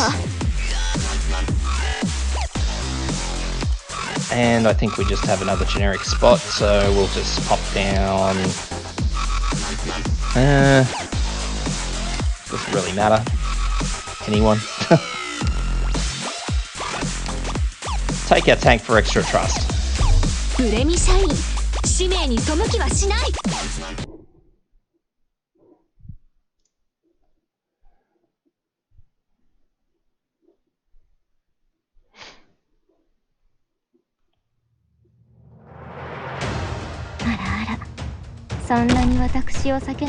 So, it came in nice and early last time, so I know sort of where things are going. This time I can probably be a bit more specific with where I put the blocks. So if I put a block there, that stops me from having to put blocks elsewhere.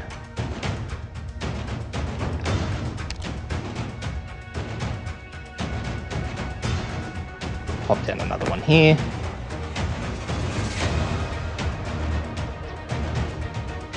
Here, so I don't do the same thing as I did last time. Oh, it's not a block. One here, and one up here.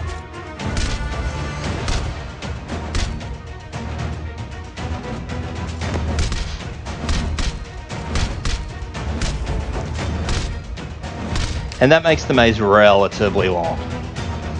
Could I block that up a bit better? Probably. But as you saw the last time, the damage was good, so I don't really need to fiddle around with it. So now we need to prepare for drones.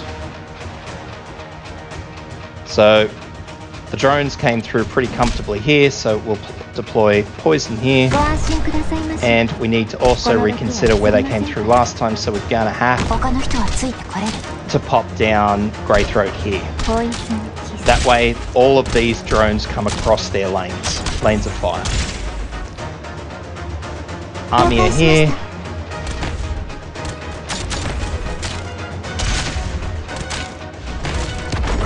勝利か鹿だ So as you can see, all those drones got picked up nicely. Now, Hayes is a bit of a funny one for deployment because of where she is. Now, you can put her up there and assist, or you can put her down here facing this way, so she sort of assists with everything that runs down. I'm going to put her facing to the left. We'll see how it works, if it needs to be changed. I don't think it will, but you don't know until... Don't know until the doo-doo hits the fan, really. 集中ポイズンキス So we'll start popping down some mines. 勝利か鹿だやるのか Redeploy. 遅すぎる From here we'll grab あ Durna. とは任せるわ Use Hayes' skill. As you can see, Hayes is happily killing stuff. Zimmer is probably going to have a little bit of a struggle. No, she looks good, so we can leave her there for a few more deployment points. And then we're going to pull Zimmer back one square and redeploy Gummy. Once those deployment points go through, just so we're a bit safe. So there's that, and Gummy in. And then we're going to deploy a mine just here in front of Gummy, just for these big old nasties that want to try and come through. Boom. Redeploy that mine.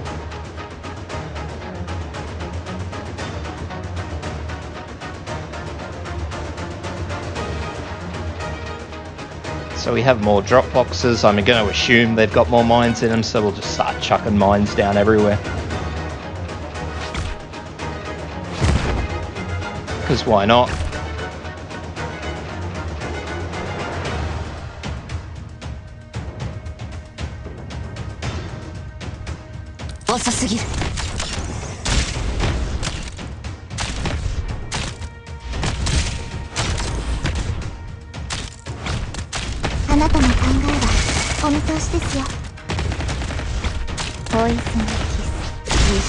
Use that skill.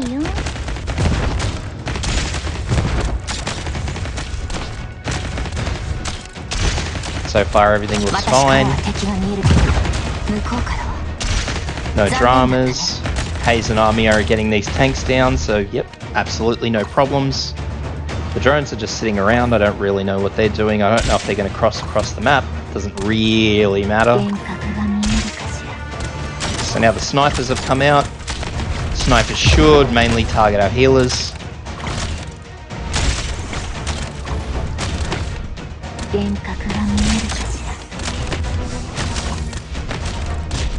So Durnar is not taking any real damage, so that's good. Hayes' skill.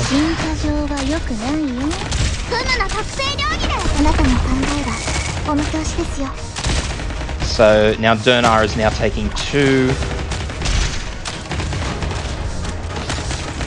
She still looks okay. The only problem here is going to be... Okay, that one got taken out, so no huge drama there. Gummy is taking a fair bit of damage, so we can use Telopsis' skill. Silence is actually taking quite a hit, so we can swap that out. And I think Durnar may go down, I'm not sure. No, Silence is on top of it, it's just because Silence was dying. And that's it. Those are the last enemies.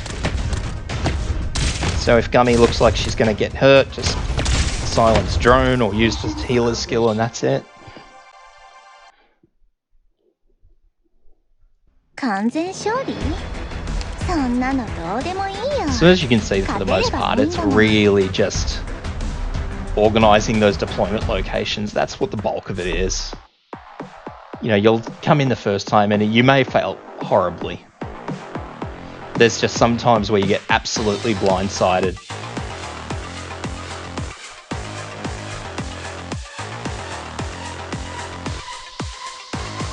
So again, this is just a simple block and damage. How many targets do we have? Nice short target list.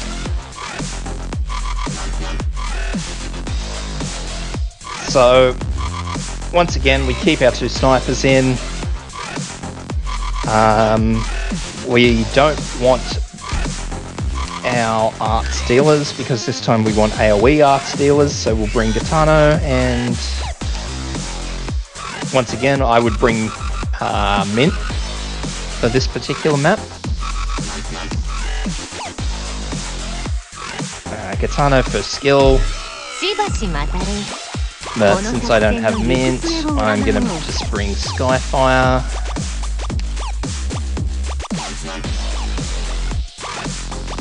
Beeswax being the alternative to Mint, I should say.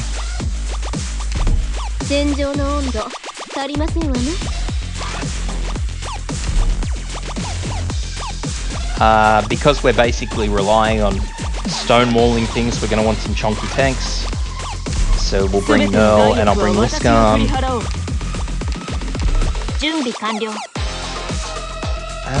Healers. Let's have a look at what we've got. So we want 2 normal healers. So I'm going to bring my usual 2. 2 usual vanguards. Tanks, everything looks okay. Utage's coming along for the ride, and Blemshine is as well.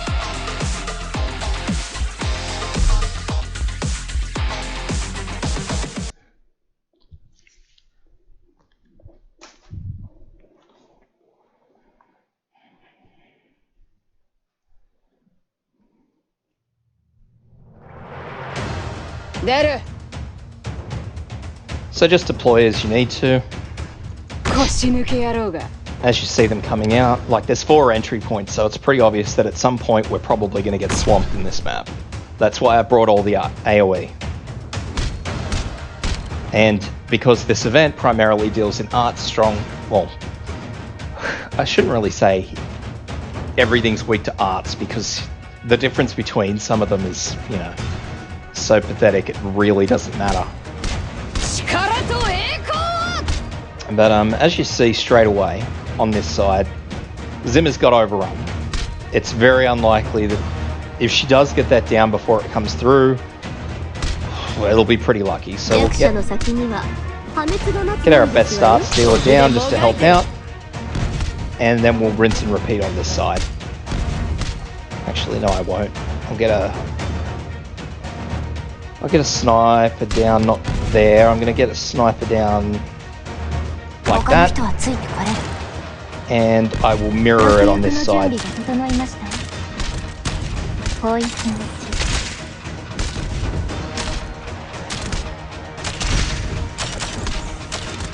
And just waiting for deployment points now.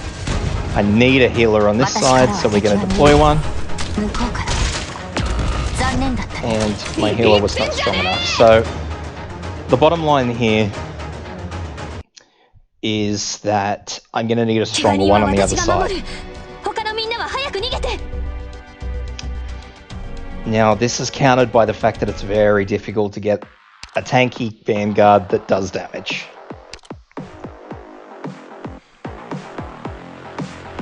But what I will do is I'll swap Scavenger and Zimmer around. Instead of just replacing vanguards for now, I'll just straight swap the 2 around.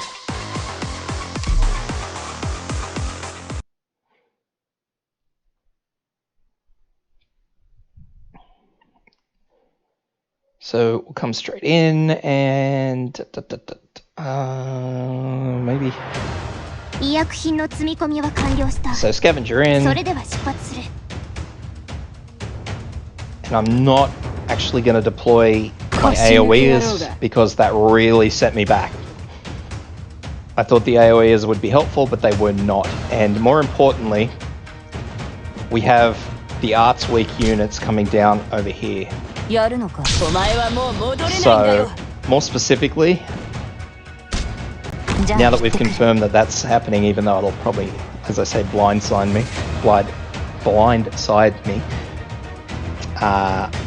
I'm going to deploy blue on this side and grey throat on that side specifically. That's just how it turned out last time, but this time it's how it is.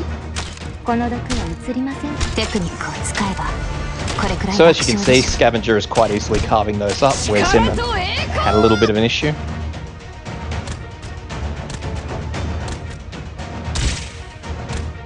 Gitano, just here. And now again, the reason I've deployed it this way is because just because I have Art's weak stuff coming through here, it doesn't mean it's always going to stay that way. So I'm putting my better AoE caster up the top here just in case something throws a curveball at me. Because I don't want to try to be explaining that later on.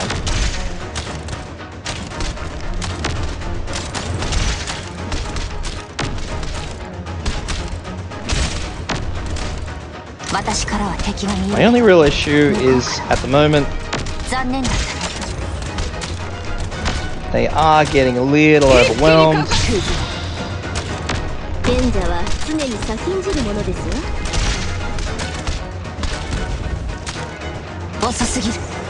And I really want to get stuff down straight away. I want to get my tanks down last.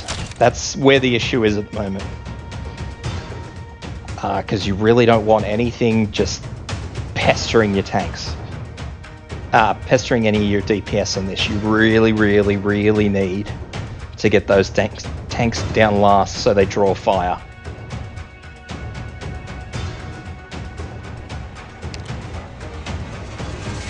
And even then, it's going to be really, really weird because I'm going to actually move the tanks back one towards the wall. That's going to allow my damage to do as much as they possibly can before stuff hits the tank. That's the aim. So I'm just waiting for deployment points for the tanks now. As you can see, these aerial units are causing a lot more trouble than they did previously.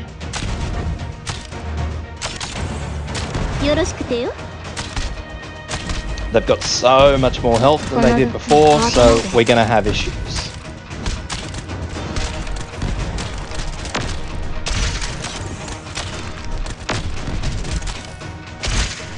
The other side of the coin that I've just noticed is that this fellow up here is casting this glorious debuff, which is, I think it's an attack down buff, or debuff I should say. So that's worth really noting. So because this side is once again getting debuffed constantly by this fellow up here, you want to do one of two things. Kill him, which is probably the harder of the two options. Or you want to stack as much damage on here as you can. Which I've sort of kind of done, but sort of at the same time I haven't. So ideally what I'm going to do is I'm going to deploy Liskarm down here.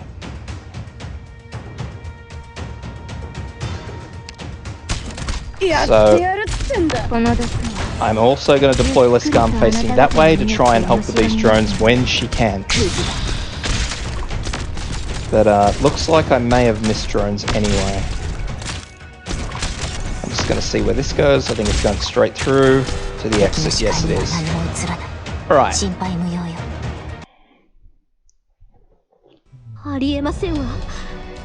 So as I said, sometimes you just get blindsided, and there's nothing you can do about it. So that means that once again I have to rearrange everything. The AoE casters are no longer viable because they won't attack air units unless there's nothing else.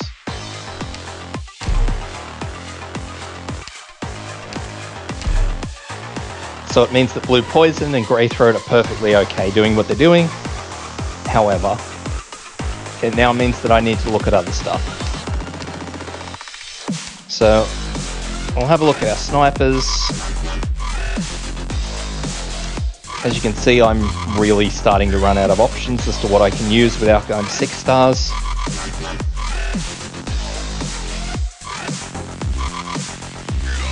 And the other big problem is that I'm also running out of options to use that will deliberately target air units over anything else.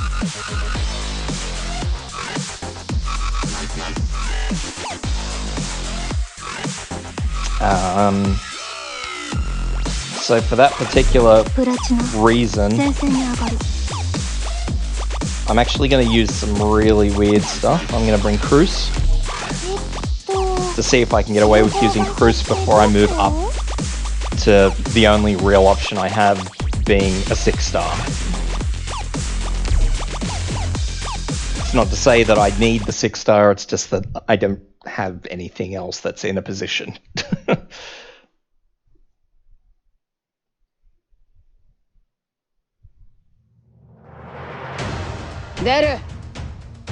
So, Vanguard deployment was fine last time, so we'll do the same.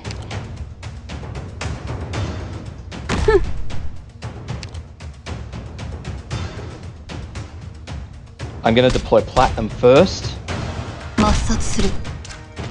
The reason being is that Platinum's second skill, which is the one I'm using, requires a reasonable amount of time to get going.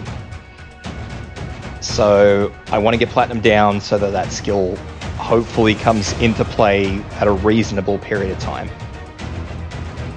Now I'm also going to deploy Blue here. I might actually move her up one.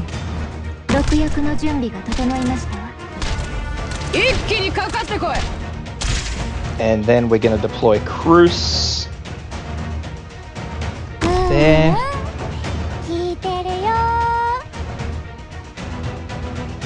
Yep. And Greythroat there. Now, as I said, I don't have any arts down the bottom, so that may be funky sometime down the track, but we're going to have to see how we go.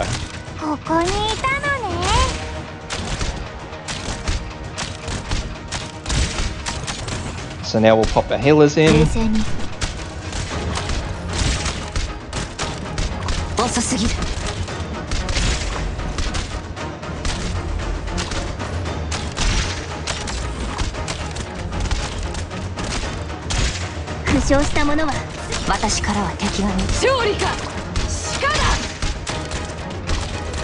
And it'll be interesting to see what's in that box. Okay, so drone interferences, which are pretty good.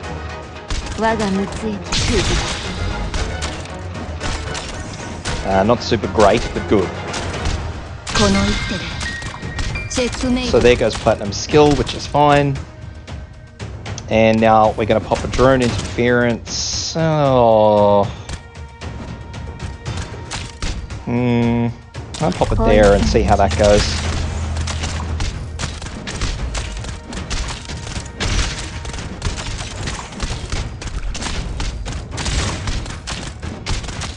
And hopefully it'll fry this drone, I'm hoping. So I'm just waiting for deployment points, which just went off, so we replace her for Liscam. And pop Nearl in. But now I'm really just looking at what's going on more than anything at this point in time. So this drone is Cactus. It's sitting there just minding its own business now. So as you can see here, there's a lot of problems going on here. Nothing is dying as quickly as it needs to. The same as over here, so yeah, damage is looking really, really bad. I'm pretty sure that drone's going to get out. Yes, it is. And I have a suspicion I know why. So this is actually where we are going to bring Utage in. I'm also looking at other options.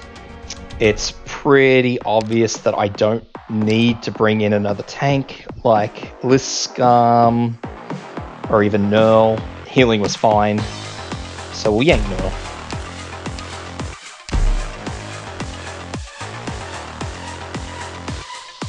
And then we'll look into other options. So I may actually, now that I think about it, we'll remove Liscam as well. I'm going to bring Savage for skill. Greythroat is not doing what I needed to, full stop. And I'm going to bring Meteorite because I think Meteorite may be a better option. No, I won't. I'll bring Shirayuki second skill, which I have been doing.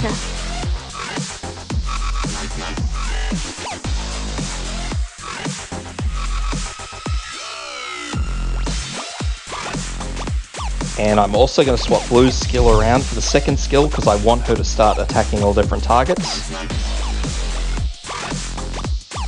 Cruz is simply not doing the damage I need her to do, which I kind of suspected she wouldn't, but I had to try.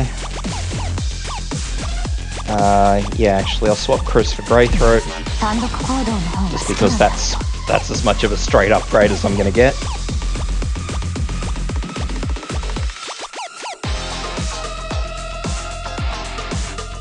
And I think that's okay for now.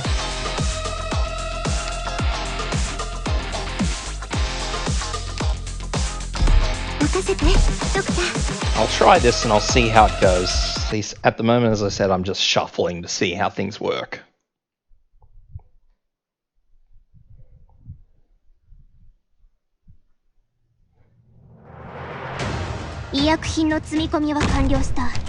So, get our vanguards in.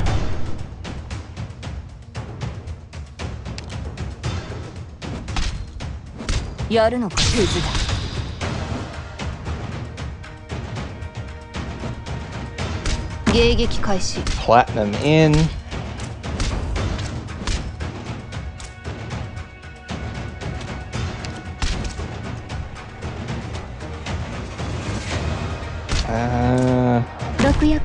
I'll put Blue in facing that way. So now we have a drone coming through, so we're going to want to get that drone down as quickly as we can.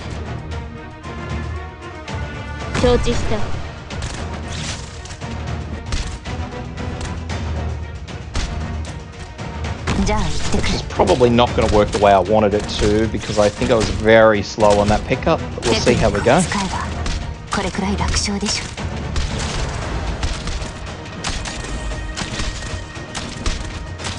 That's okay. Maybe. We'll see. Could go either way, actually. So we'll just use Blue's skill here. I'm pretty sure she won't be able to get that. It's alright, I might. So here we have this guy that's been causing me all the issues. Straight up. So from him, we're going to deploy Utage right here.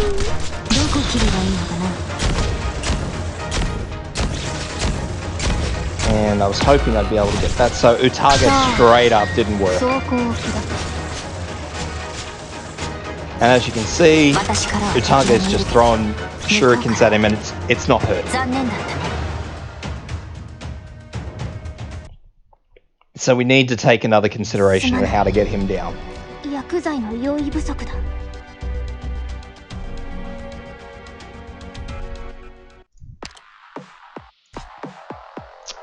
So he spawns up here into this tile, so we need to take that range into consideration. There's a lot of things we need to take into consideration for him there. Now, can we put stuff on these tiles here? Well, we maybe can, but stuff that comes out of here is also likely to shoot at them. And if I do put something here, is it going to be worthwhile when stuff comes up here? So the idea of using Utage to do it has not worked because he has a larger range. Now usually things don't strike at stuff off the tile they're standing on, but he does. So Utage's out, straight up. Shirayuki's not doing damage to him. So is it worthwhile bringing Shirayuki? Well, yes, because she does arts damage. So now, the real thing is that you just got to sort of look at everything and go, okay, well, how can you wiggle it? Estacia is just along for the ride, so I can pull her out. How can I get something there to die without stitching myself up, I should say? Well, first and foremost, I'm pretty sure these tiles up. This tile here is a deployable tile. So you could bring Ifrit and burn everything across the top row. Under the assumption that you can keep Ifrit alive.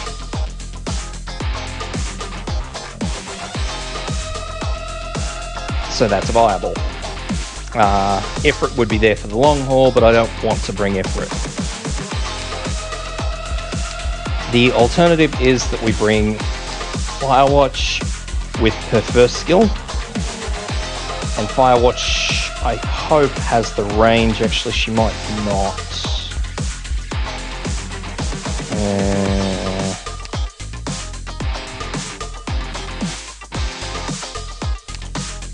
No, she doesn't. And there's not a lot of people who do have the range we need.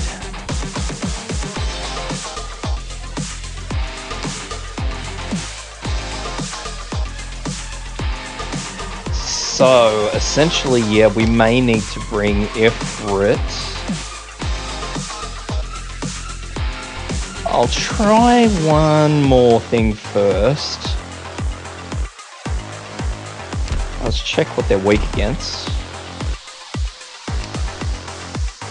Attack ranged arts, so we may have an issue. His defense is lower, so okay.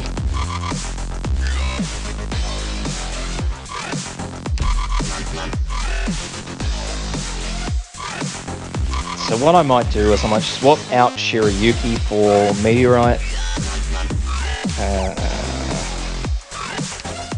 I'll stick with Meteorite's first skill because it's sort of more reliable.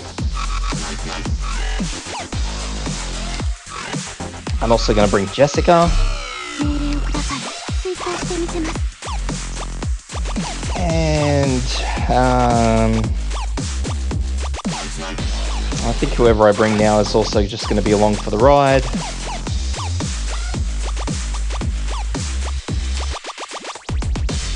I'll bring Red.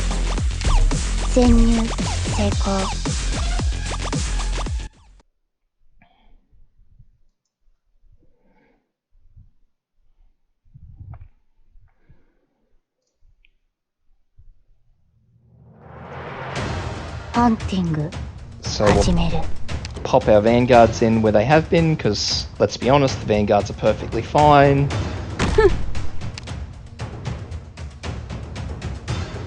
I'll use this skill a bit more on time this time.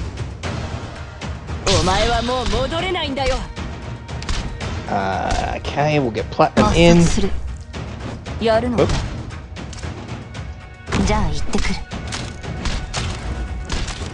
So they can clean up there nice and easily. Okay, so that tile is deployable. But as you saw, I had a bit of an issue with things last time, so I'm going to deploy blue. As much as I loathe to do so, I'm going to put blue facing north. And I'm going to deploy Jessica right here.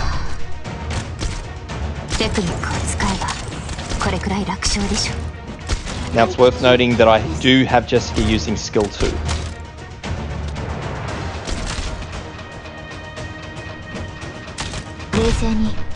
I probably should have moved Jessica to this tile here, but I'll see how it works out. If it works out fine, then I won't think too much about it. If it doesn't work out fine, well, we know for next time.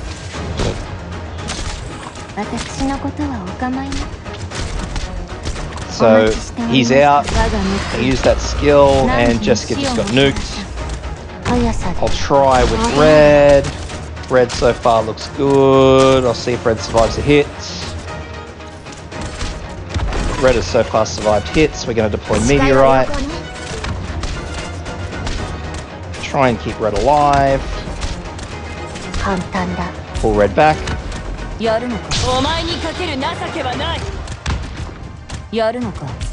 Savage is going here.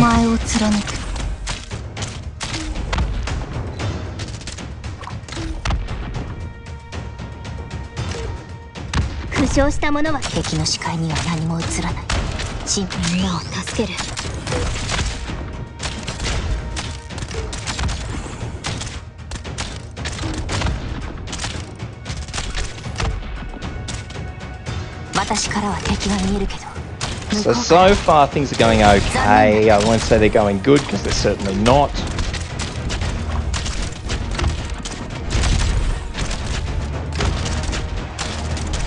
As you can see too, just on the basis of how much damage Meteorite's doing, that debuff is massive.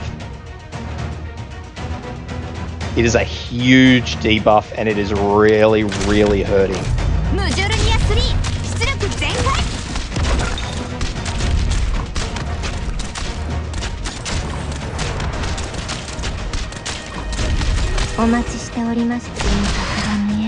And a drone just got through too, I think. But you can see how much that is actually hurting. So what does that mean for deployment? That means that the whole deployment on that left-hand side is going to have to be swapped around, basically.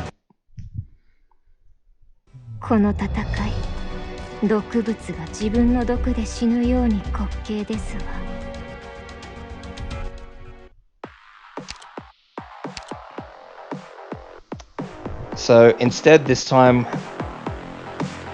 Zimmer's out. Zimmer can't support it, and that's just the way it's going to have to be. I am going to bring both Sidoroka. Jessica proved that she can't really get that job done as well as I'd hoped. So we're going to bring Vigna. And what's essentially going to happen is that we're going to bring... Actually... Yeah, I'll bring Sidoroka because she was free, so we'll run with that. Savage was fine. But we're gonna have to... I'm gonna go back for... Yeah.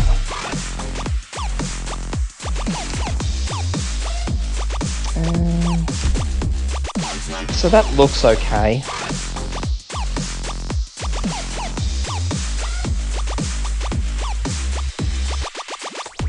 If anything, I might bring an AoE, so I'll swap to Telopsis. The reason I'm using Telopsis is because I like her skill or her talent, which increases it increases the point restoration, skill point restoration, so it's helpful for things like this where you've just got so much going on and you really need to get damage down.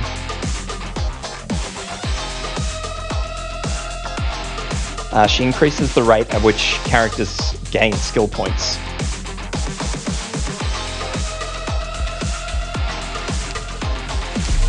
I'm going to swap Meteorite to second skill to try and assist in getting that guy down. And we'll start up again.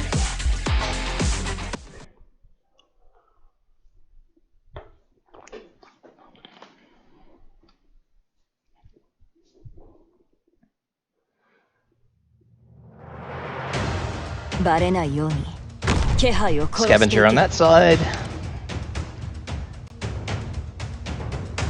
Vigna on this side.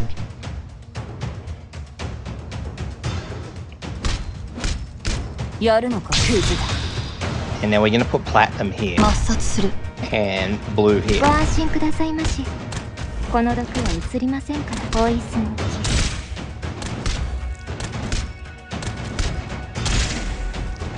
Gonna hold off on using that skill until the drones come up. Telopsis in. And we're just gonna wait.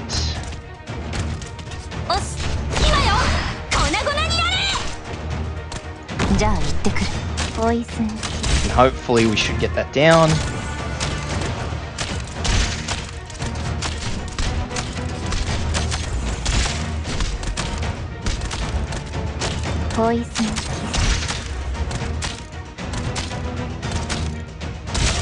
I did not, but it shouldn't matter, I don't think. Nope.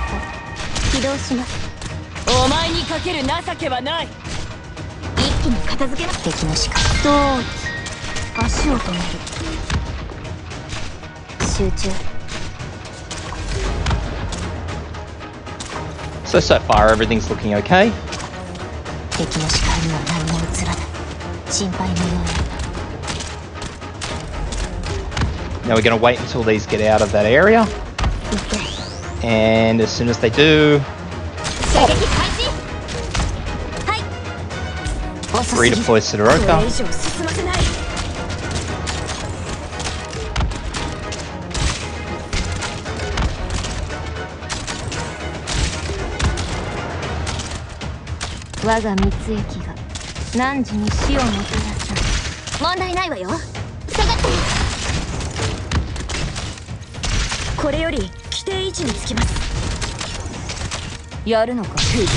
Use that skill, quickly get that drone down.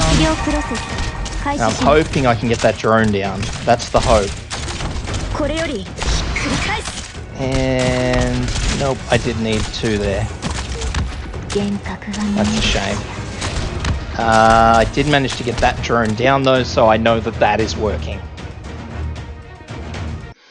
The only difference is, as I said, I need to swap around some Vanguards.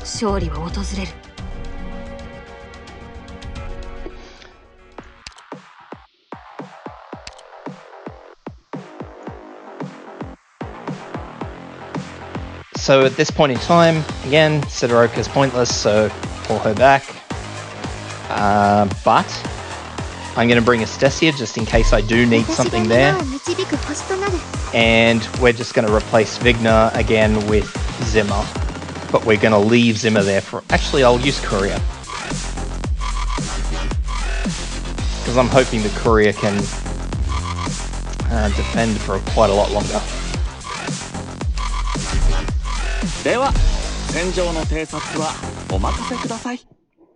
So again, just a little minor shuffle. Nothing too particularly special.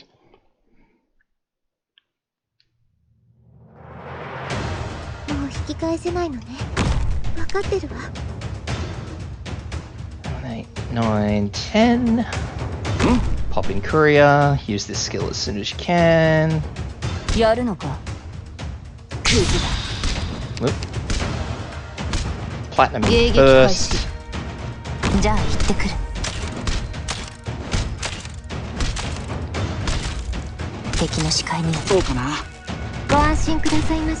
So everything's in. Now we'll get Telopsis in.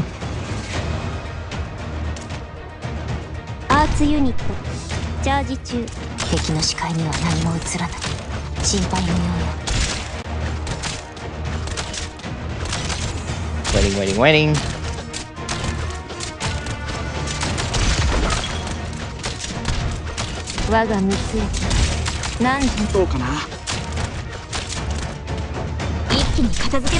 Meteorite. Skill. So there's 2 here, which is going to be a bit of an issue, so I'm going to have to deploy red.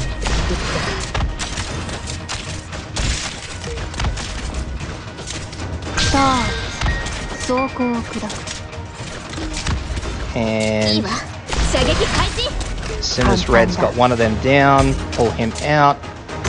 Silence in.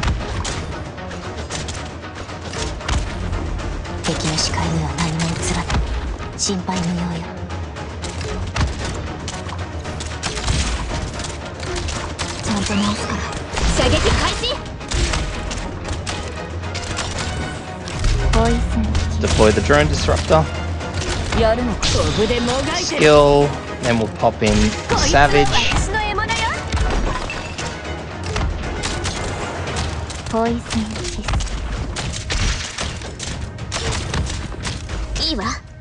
So as you can see, this just simply isn't. Courier just simply isn't getting those drones killed. So we'll redeploy Estesia in there to help.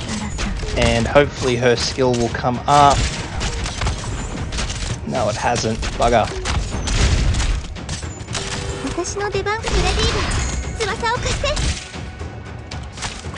I just want to see what's happening here. So everything on this side is looking perfectly fine. So there are things I can do differently, which I will again. I'll reshuffle the deployments again.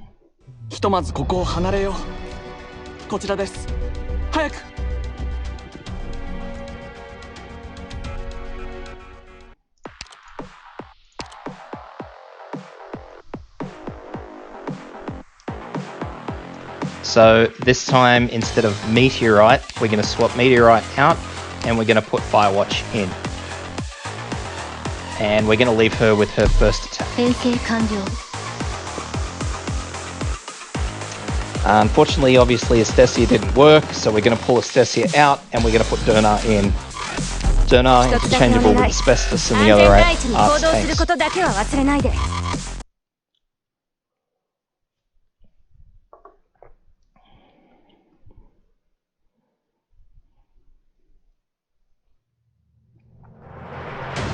せっかくの束の間の平和を壊す者がいるなんて実に残念です。 9, 10. Whoop. Courier in.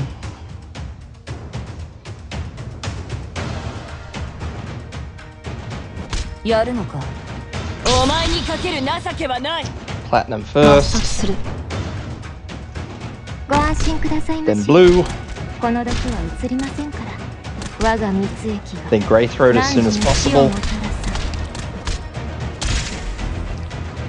さ。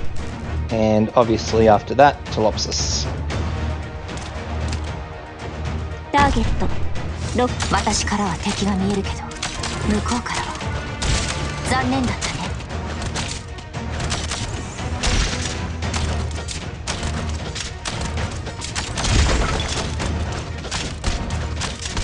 And now we're just waiting. 敵の視界には何も映らない。心配無用よ。 And we're gonna 目 put 標 突撃 Meteorite 了解した there. Sorry, Firewatch there.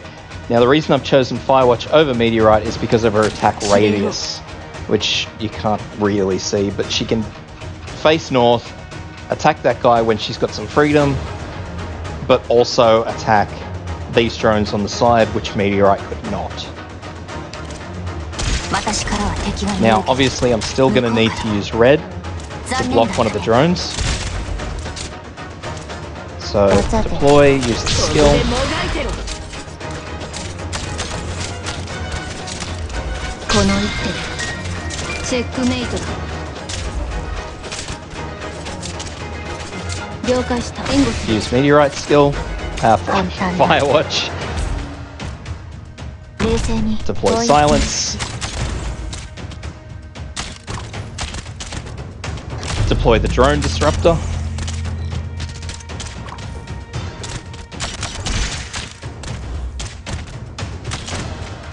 この毒は慌てないで。 So I'm just waiting for this one more skill before I bring in the others. 早くし。お前 Skill. にかける情けはない。 Bring in Savage.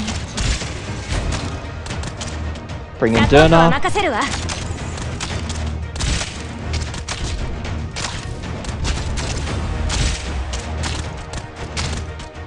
幻覚が見えるかし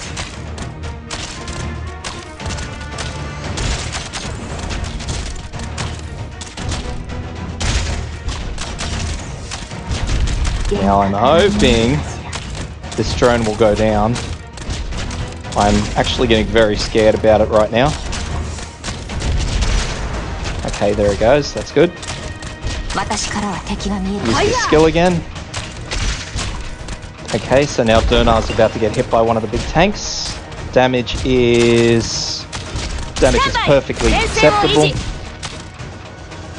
I'm gonna put this one here because 我が蜜液 as you can see, this drone sort of comes down and sort of hurries its way back through. But if I put this one here, it's slow through the whole area where Greythroat and Blue are watching. 幻覚が見えるかし So this fellow's come through. He's currently kicking the shit out of absolutely everybody. ら So ロード Telopsis' skill. Oh, he's just hammered one of my drone Also things. It's nice of him.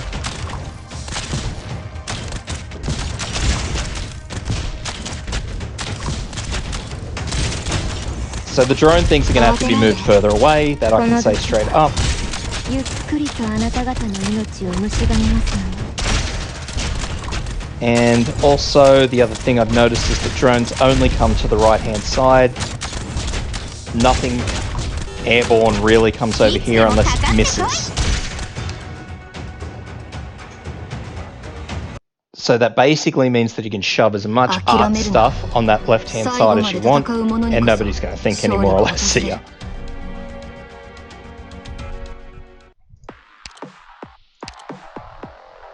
Which is completely fine. So damage was fine. We'll keep doing her. The only things we'll swap around, swap platinum for Armia.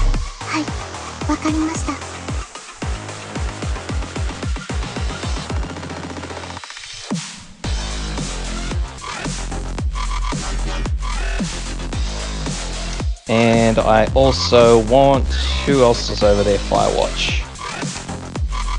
So we're going to want an Arts AoE. Bring Skyfire, because why not? Now the big downside that I have is that we're going to need a hell of a lot of damage to get those drones down, and that's going to be where one of the troubling points is. And by troubling, I mean like really troubling. Because unfortunately, I don't think with blue and grey I have enough damage going on to those drones. That being the case, I'm going to bump up to Exusier with skill 3. Because I'm just not getting the damage on those drones. That's the out and out of it. The other side of it is that clearly Savage is not going to be able to tank that guy. And that very much being said, we're going to need somebody with high resistance. Not that I really have many high resistance tanks per se, but I'm going to bring Liskarm for the special reason that she actually has a skill point pass along. She passes along skill points to adjacent units. So therefore I can actually use her to sort of rubbish the system a bit.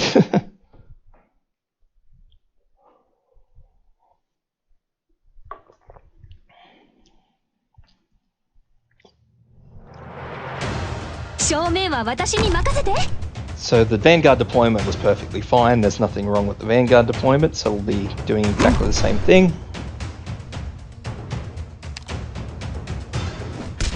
Now I'm going to try and again rubbish this system a bit. So we're going to deploy blue first and then Exusier, which didn't work. Exusier put a buff on Scavenger, but that's alright, doesn't really matter.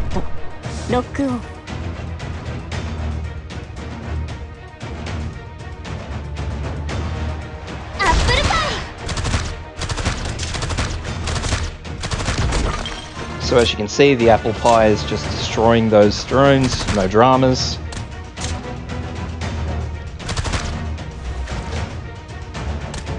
I'm going to put Armia here.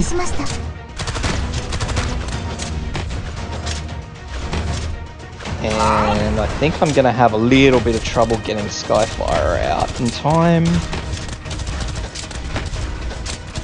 No, I'm not. That's alright. So we're going to learn from the mistake and we're going to put the drone thing here, which is down 1 from where I had it last time. I don't know if that's actually going to work the way I intend it to, but fingers crossed and all that sort of stuff.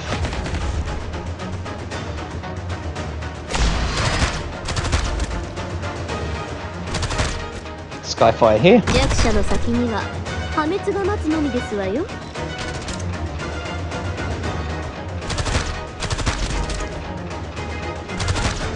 And now I'm just hopefully waiting for that not to happen.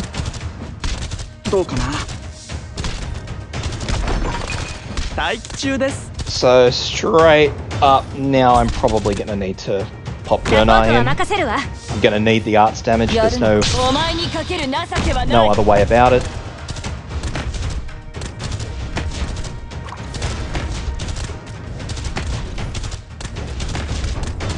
We'll use that skill now.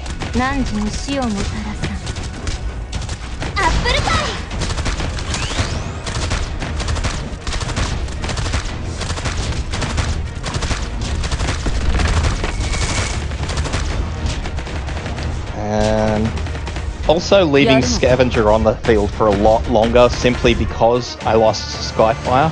So I need the points to redeploy her, which is 46. As you can see, that's exceptionally unpleasant. And I need the points to deploy Liskarm, and I need the points to deploy this drone interface. So the drone interface is fine. We'll pop that down. That first big boy's down. Skill.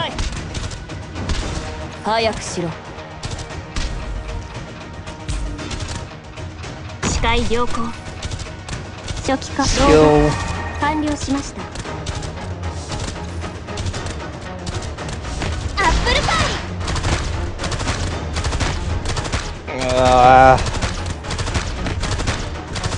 Good.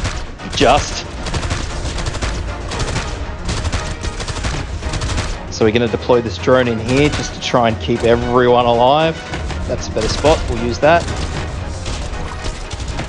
And I'm still waiting for Skyfire.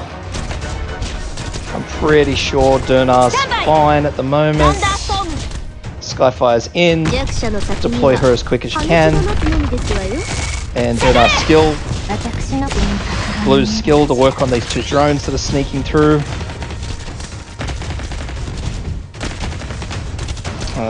Once again, Liskarm's not looking great.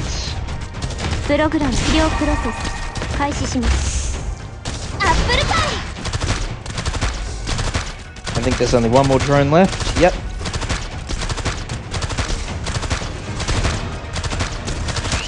So yeah, he's the last man standing, so we'll just pull everyone back and I'll pop Red in there to help with him.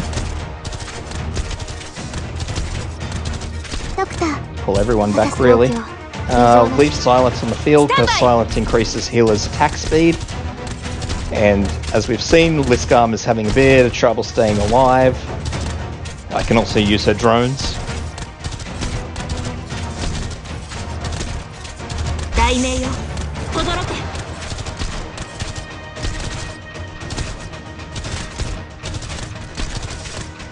And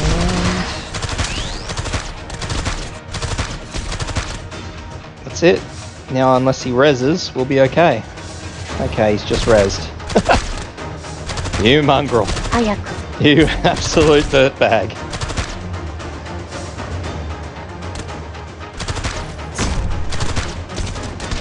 So now I'm just going to load this guy up with as much stuff as I can fit in the area.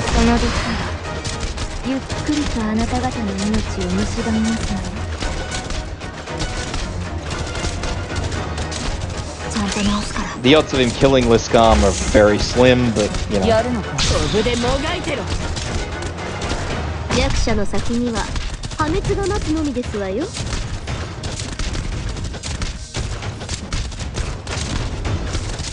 So I'm just going to keep throwing operators on him until he falls down, basically.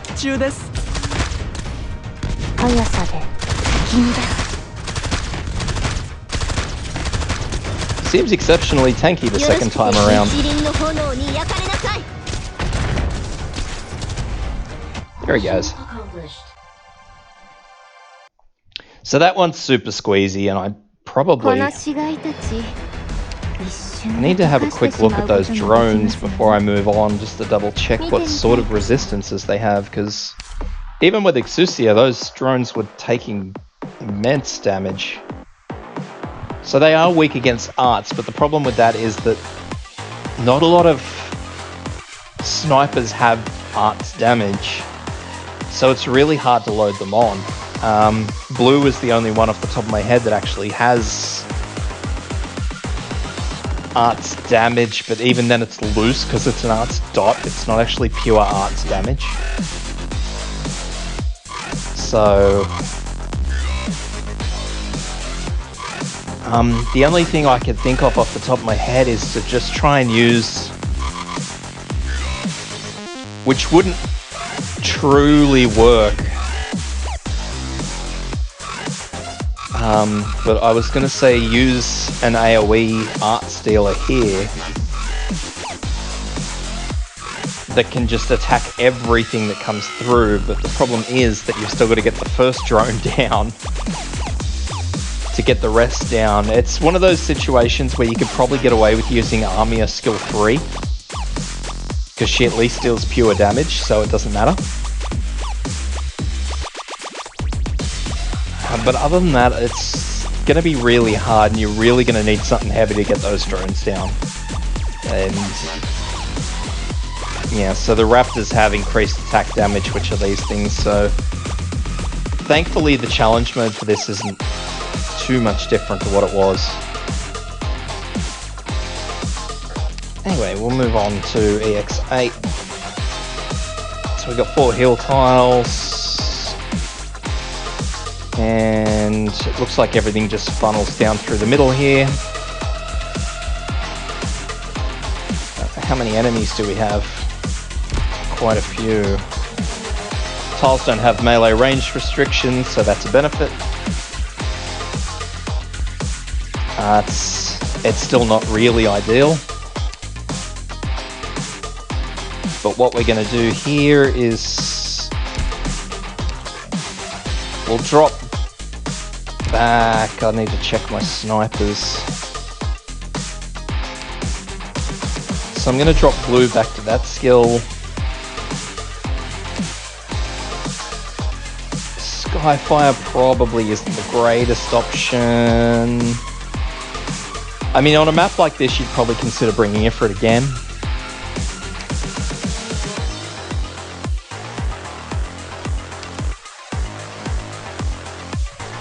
I'm gonna bring Lapland.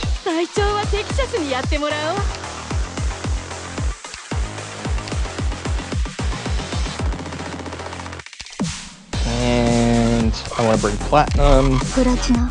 Because if you look at the map, it's really, you're gonna have a hard time placing anything anywhere. It's the bottom line of it. You're gonna have a hard time placing anything anywhere.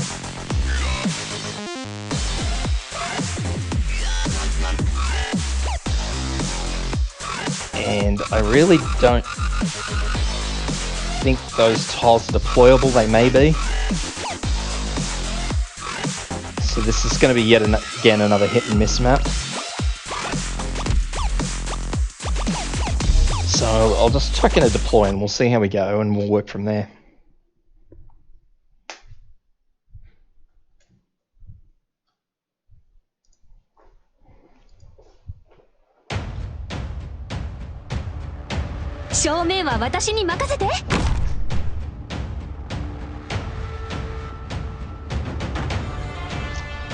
The only real downside that I have is that I forgot to swap Courier out for Zimmer, but that's okay.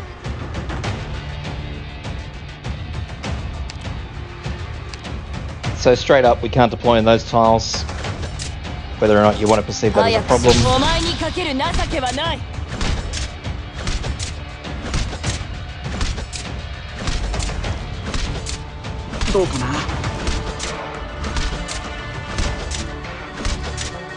So see, we have drones coming through at the top here.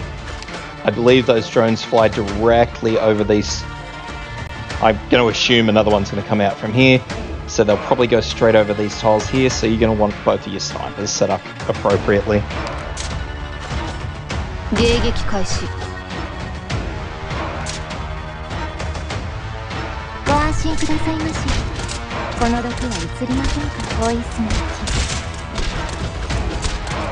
Alternatively, so what's going on here, as you can see,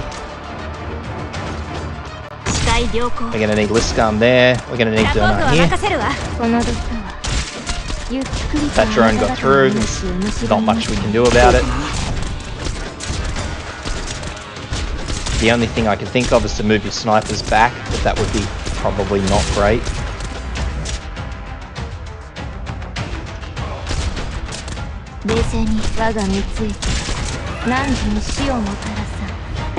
So we have our healers in. Speed up!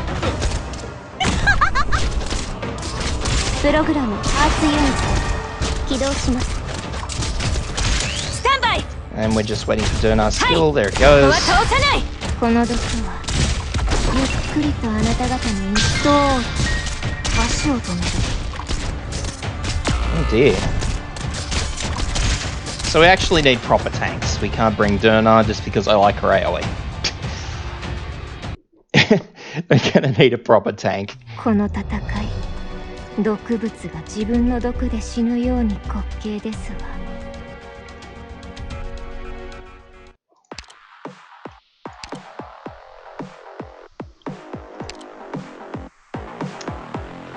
So what we'll do... Now, just based on what I've seen so far, it's probably going to be highly unlikely I can get away with this without using 6 stars. That's just strictly based on what I've seen. Who am I looking for? No. And we want to bring Zimmer. Oh, that's not Zimmer.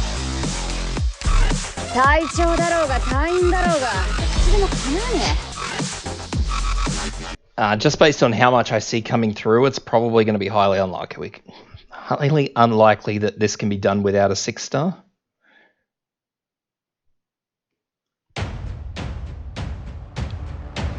Hunting. So I'm going to move these forward this time because I would prefer to get things in behind them. 戦術支援システムオンライン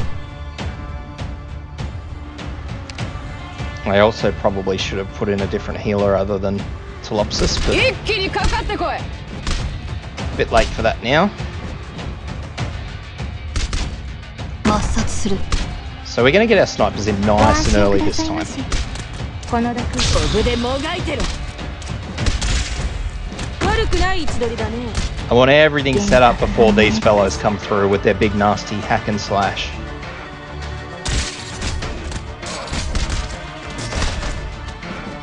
了解しました幻覚が見えるかし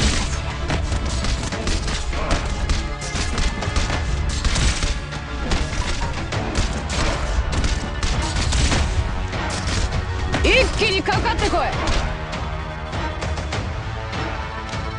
我が蜜液が汝に死をもたらさ Which hasn't really worked as you can see, but fine-ish. Healers are in place now, so that's okay. さああと少し初期化ポイズンシ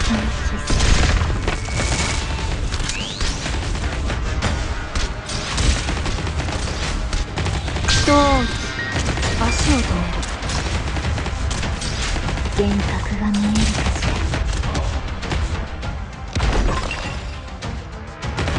しら So the way this is going to work, which is going to be really, really bad, 警戒態勢を維持します is like this. 汝に死をもたらせて技で I'm going to deploy red there and try and keep red going as long as possible. That was good enough. 当然私だろ Zimmer off, Nearl in. 援護するプログラム起動します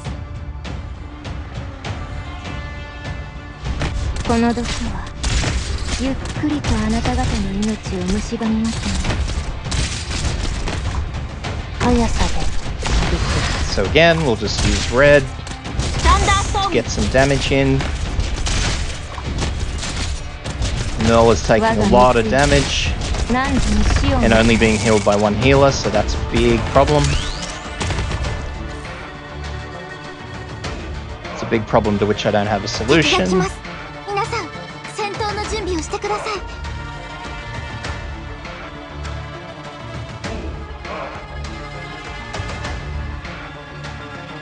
我が蜜液さああと少し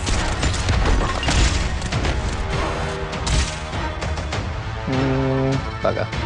So they're only dropping these mines by the looks of it.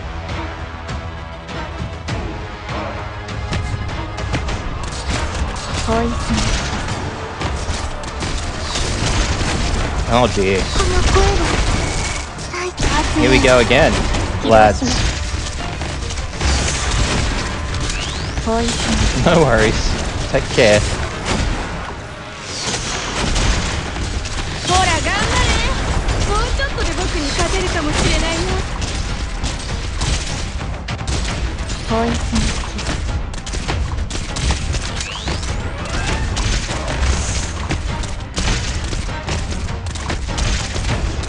私が怖いですか？ポイズン I was really hoping he wouldn't do that right off the bat.